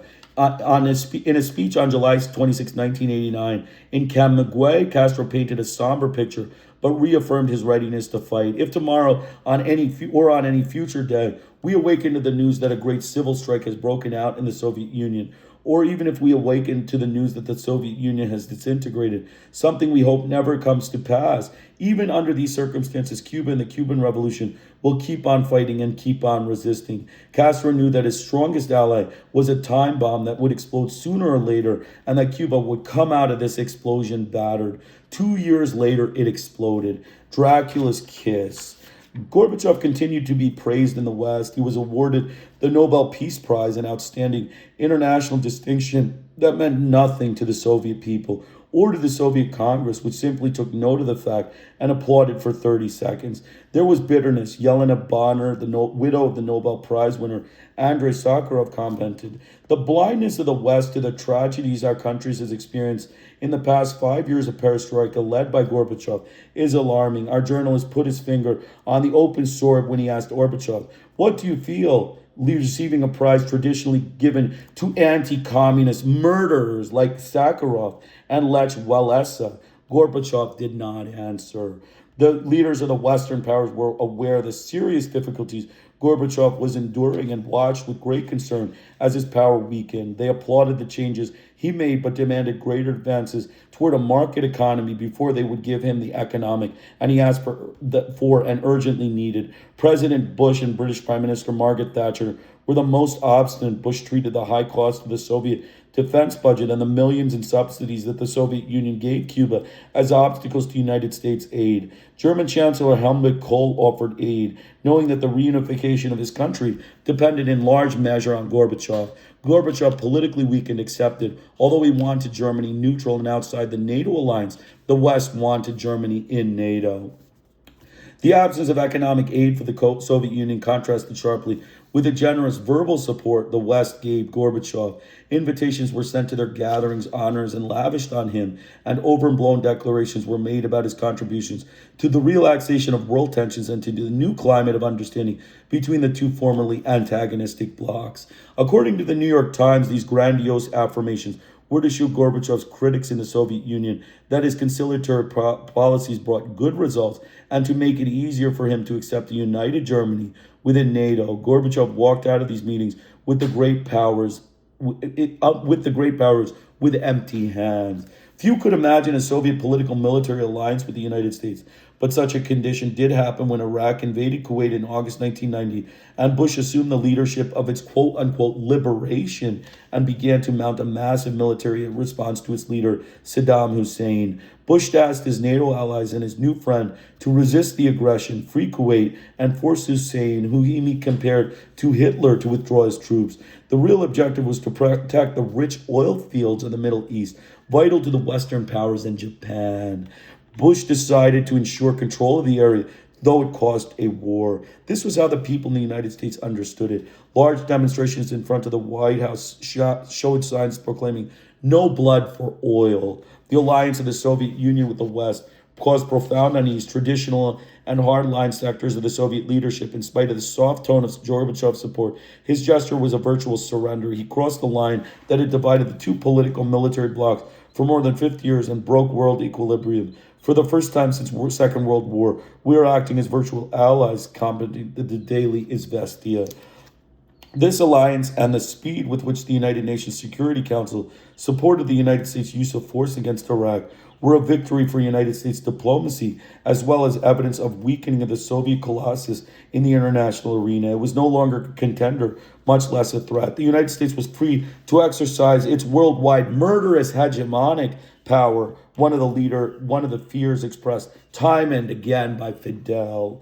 The Soviet Union voted with the Western powers in favor of the Security Council resolution against Iraq presented by the United States. Cuba, non-permanent of Latin American member, the other was Colombia, either abstained or voted no. The final resolution to authorize the use of all necessary measures if Iraq did not withdraw its troops before January 15, 1991 was an ultimatum and a declaration of war. Cuba and Yemen voted against it, and China abstained. The United Nations, created in the name of peace, for the first time declared war. Castro called Iraq's invasion of Kuwait a colossal political mistake and a flagrant violation of international law. Cuban Chancellor Isidoro Malmerca went to Baghdad to convince Saddam to withdraw his troops and warn him that the United States would wage a sophisticated and technical war with the minimum loss of American life, and that it had pulled together a colossal joint military and political force. Cuba explained the situation to several countries and Iraq with great frankness and clarity. Castro declared Iraq did not withdraw, and the United States takes very good advantage of Iraq's mistakes, he noted. This was the United States war from start to finish. It was short and brutal, but it was an incomplete victory. When Bush was voted out of the White House, Saddam Hussein, whom he had sworn to oust, was still in power, left with a third of his troops and reorganizing Iraq to withstand the sanctions imposed by the United Nations at the United States' request. I wonder who won, mused former British Prime Minister Margaret Thatcher 5 years later. So we're going to make some comments. It's, at 3 hours now. Sorry, we went 3 hours, but we're going to only have 58 pages tomorrow. So it'll be, similar length. So we just talked about perestroika. This was, basically the Soviet Union disintegrated. Their, empire disintegrated. They became friends with the U.S. government. And, Castro obviously saw that as a major problem. It was a distant ally. Russia was a distant, Soviet Union was a distant ally for Cuba. Then we say rectification is not perestroika. Washington opened an extensive and aggressive campaign demanding the democratization of Cuba. As imperialist propaganda, it was denounced by Castro. The standard thing, the U.S. racist, murderous butchers denounced the propaganda. The machine gun government of the United States, murderous thugs, denounced the propaganda, denounced the actual democracy of Cuba as needing democratization, which is basically imperialism. They want to imperialize, they want to put their capitalist, racist, murderous enslavers in there and steal the country's oil. So we continued on and continued through. The Cuban and Soviet were going in opposite direction. Castro made very clear when Gorbachev went to Havana, he stated, at the end of this, thing that different countries have different approaches.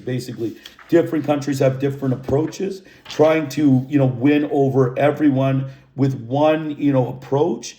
He, basically said that, Castro warned that Cuba would not adopt the measures of the so-called representative democracies, since they were societies divided between exploiters and the exploited, small groups in which wealth and power were concentrated in masses of the poorly fed, with abandoned children and beggars, and students were violently repressed. So that's, basically it. The capitalist press, of course, the racist fraud, liars, and deceitful American press, called anachronism, retrograde, and Cuban Revolution fossilized and failed. America is the failed state. America is the racist, butcher failed state. Murderous thugs. They're mafia thugs, not a government. They're mafia thugs.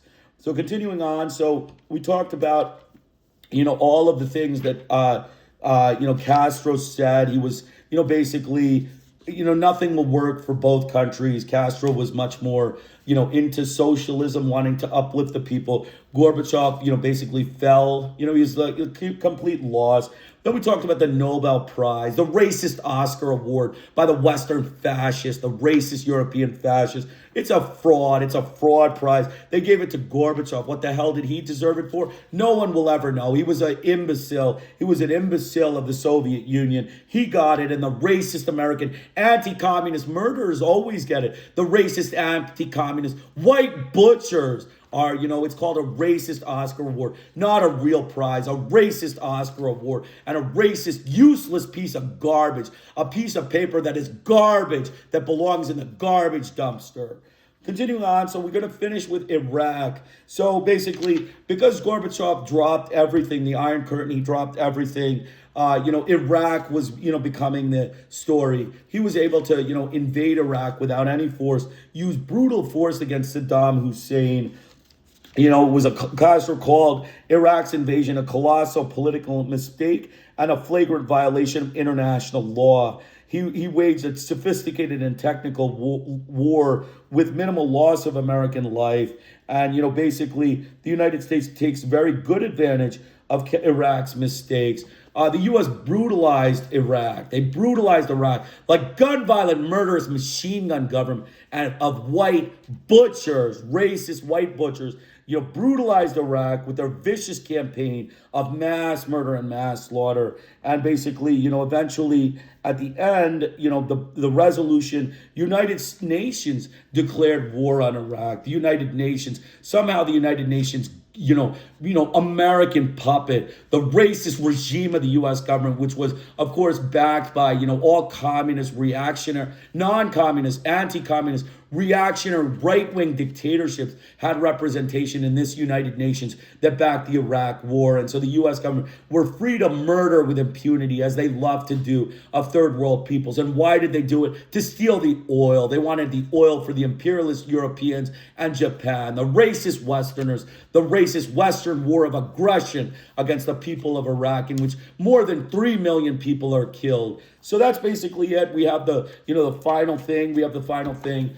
Krishna Iyer with the Iron Think Tank, Masters of War, Latin American U.S. Aggression, will continue finishing the Iraq, tragedy, the racist, murderous butchery, the genocide by the U.S. government and their gun-violent machine gun government and the Western racist fraud and deceitful liar press that backed this war and hid it from the world populace. Another reason why it's important to understand American racist imperialism and racist oil theft in lands. So Masters of War, please download the Google Drive link in the description section.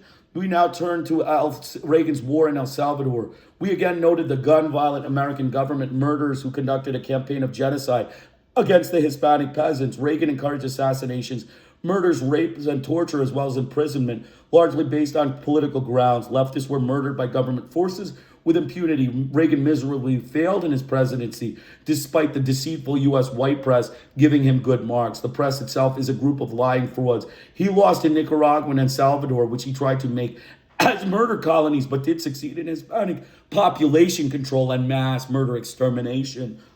We then discussed Grenada. Bishop, the democratically elected leader, improved the economy markedly and had increased corporations, greater health care, and improved income, decreased unemployment. His success was immediately noticed by the mafia, criminal, racist leader of the U.S. president, Ronald Reagan, who became enraged at Mr. Bishop and whipped up anti-communist hysteria against Grenada as agents of Cuba and the Soviet Union. Reagan, the American murderer, made up lies of weapons from the Soviet Union and Cuba being transferred to Grenada. The deceitful liars of the U.S. press and mass media agreed with Reagan and whipped up anti-communist hysteria. Bishop recognized the coup coming and made this clear that a danger clouded the country. So we're going to skip to Bush's war. Time magazine fabricated the presence of well-armed Cubans in Grenada. The U.S. press played well into George Shultz's line that there were well-armed Cubans resisting and firing. All lies that the U.S. government was committing premeditated aggression by Washington at the words of Fidel Castro. The UN condemned the invasion. All the American allies condemned the invasion and denounced Reagan's thuggery in Grenada. The U.S. fraud and liar press cheered Reagan and the American public in this foreign policy success. It was an act of mafia, criminal imperialism. That's what it ended up being. Basically, his administration internationally was recognized as a demented murderer by the rest of the world, although the Americans found him a role model. Then we talked about Panama with Ronald Reagan providing much arms. Poindexter, the national security advisor, threatened Noriega in Panama if he did not invade Nicaragua and would face severe consequences. Basically the racist, murderous white butcher Bush, used multiple episodes to attack, Manuel Noriega. Basically, the murderous butcher racist had the nerve, Poindexter, to threaten another head of state in a racist and criminal American war of aggression against Nicaragua. It is a testament to their angry whites in the U.S. government who use machine guns to resolve any disputes. Antonio Quintero, police commander in 1948, grasped political power in Panama and was the first leader. This was followed by many strongmen, including Torrijos, who was followed by Manuel Antonio Noriega. Beginning in Theodore Roosevelt's time, who took Panama against international laws and American racist murderous butcher action, Roosevelt took it from Colombia and built a canal on both sides, created the American colonial fascist government, and perpetually dominated Panama, which was a land of about 210 miles. The imperialist eagle Roosevelt extended its sheltering wings and racist claws over the new republic and converted it into his colony. Colombian historian Eduardo Lemaitre called the invasion a disaster that sold their country to the devil and Roman Catholic, European, white, murderous American devil. U.S. constantly interfered in the internal affairs. 90% of Panama is black, allowing the super racist Roosevelt to place the blacks in their place. Bush's war was a miserable example of clumsy U.S. meddling in the affairs of Panama and resulted in the buildup of fraud, lies, and deceit to paint Noriega as a drug trafficker. And in fact, the DA and CIA who accused Noriega of this offense would take planes to the Honduran Contras for munitions and return with planes filled with cocaine. This is documented by the U.S. Army. The hypocrisy and deceitful lies of the U.S. government, who proclaimed a moralistic campaign against Noriega, actually the morality of American white pimps and murderers. We also talk about the Senate destabilization in concert with the U.S. press as a coordinated action with Reagan for fomenting war and invasion. So I'm glad you could join us, Krishna Iyer with the Iyer Think Tank. I'll be back tomorrow with the last episode, and then we'll have a shorter book next time. 2 hours, something around 2 hours per chapter, per day. Krishna Iyer with the Iyer Think Tank in Delray Beach. Have a great day.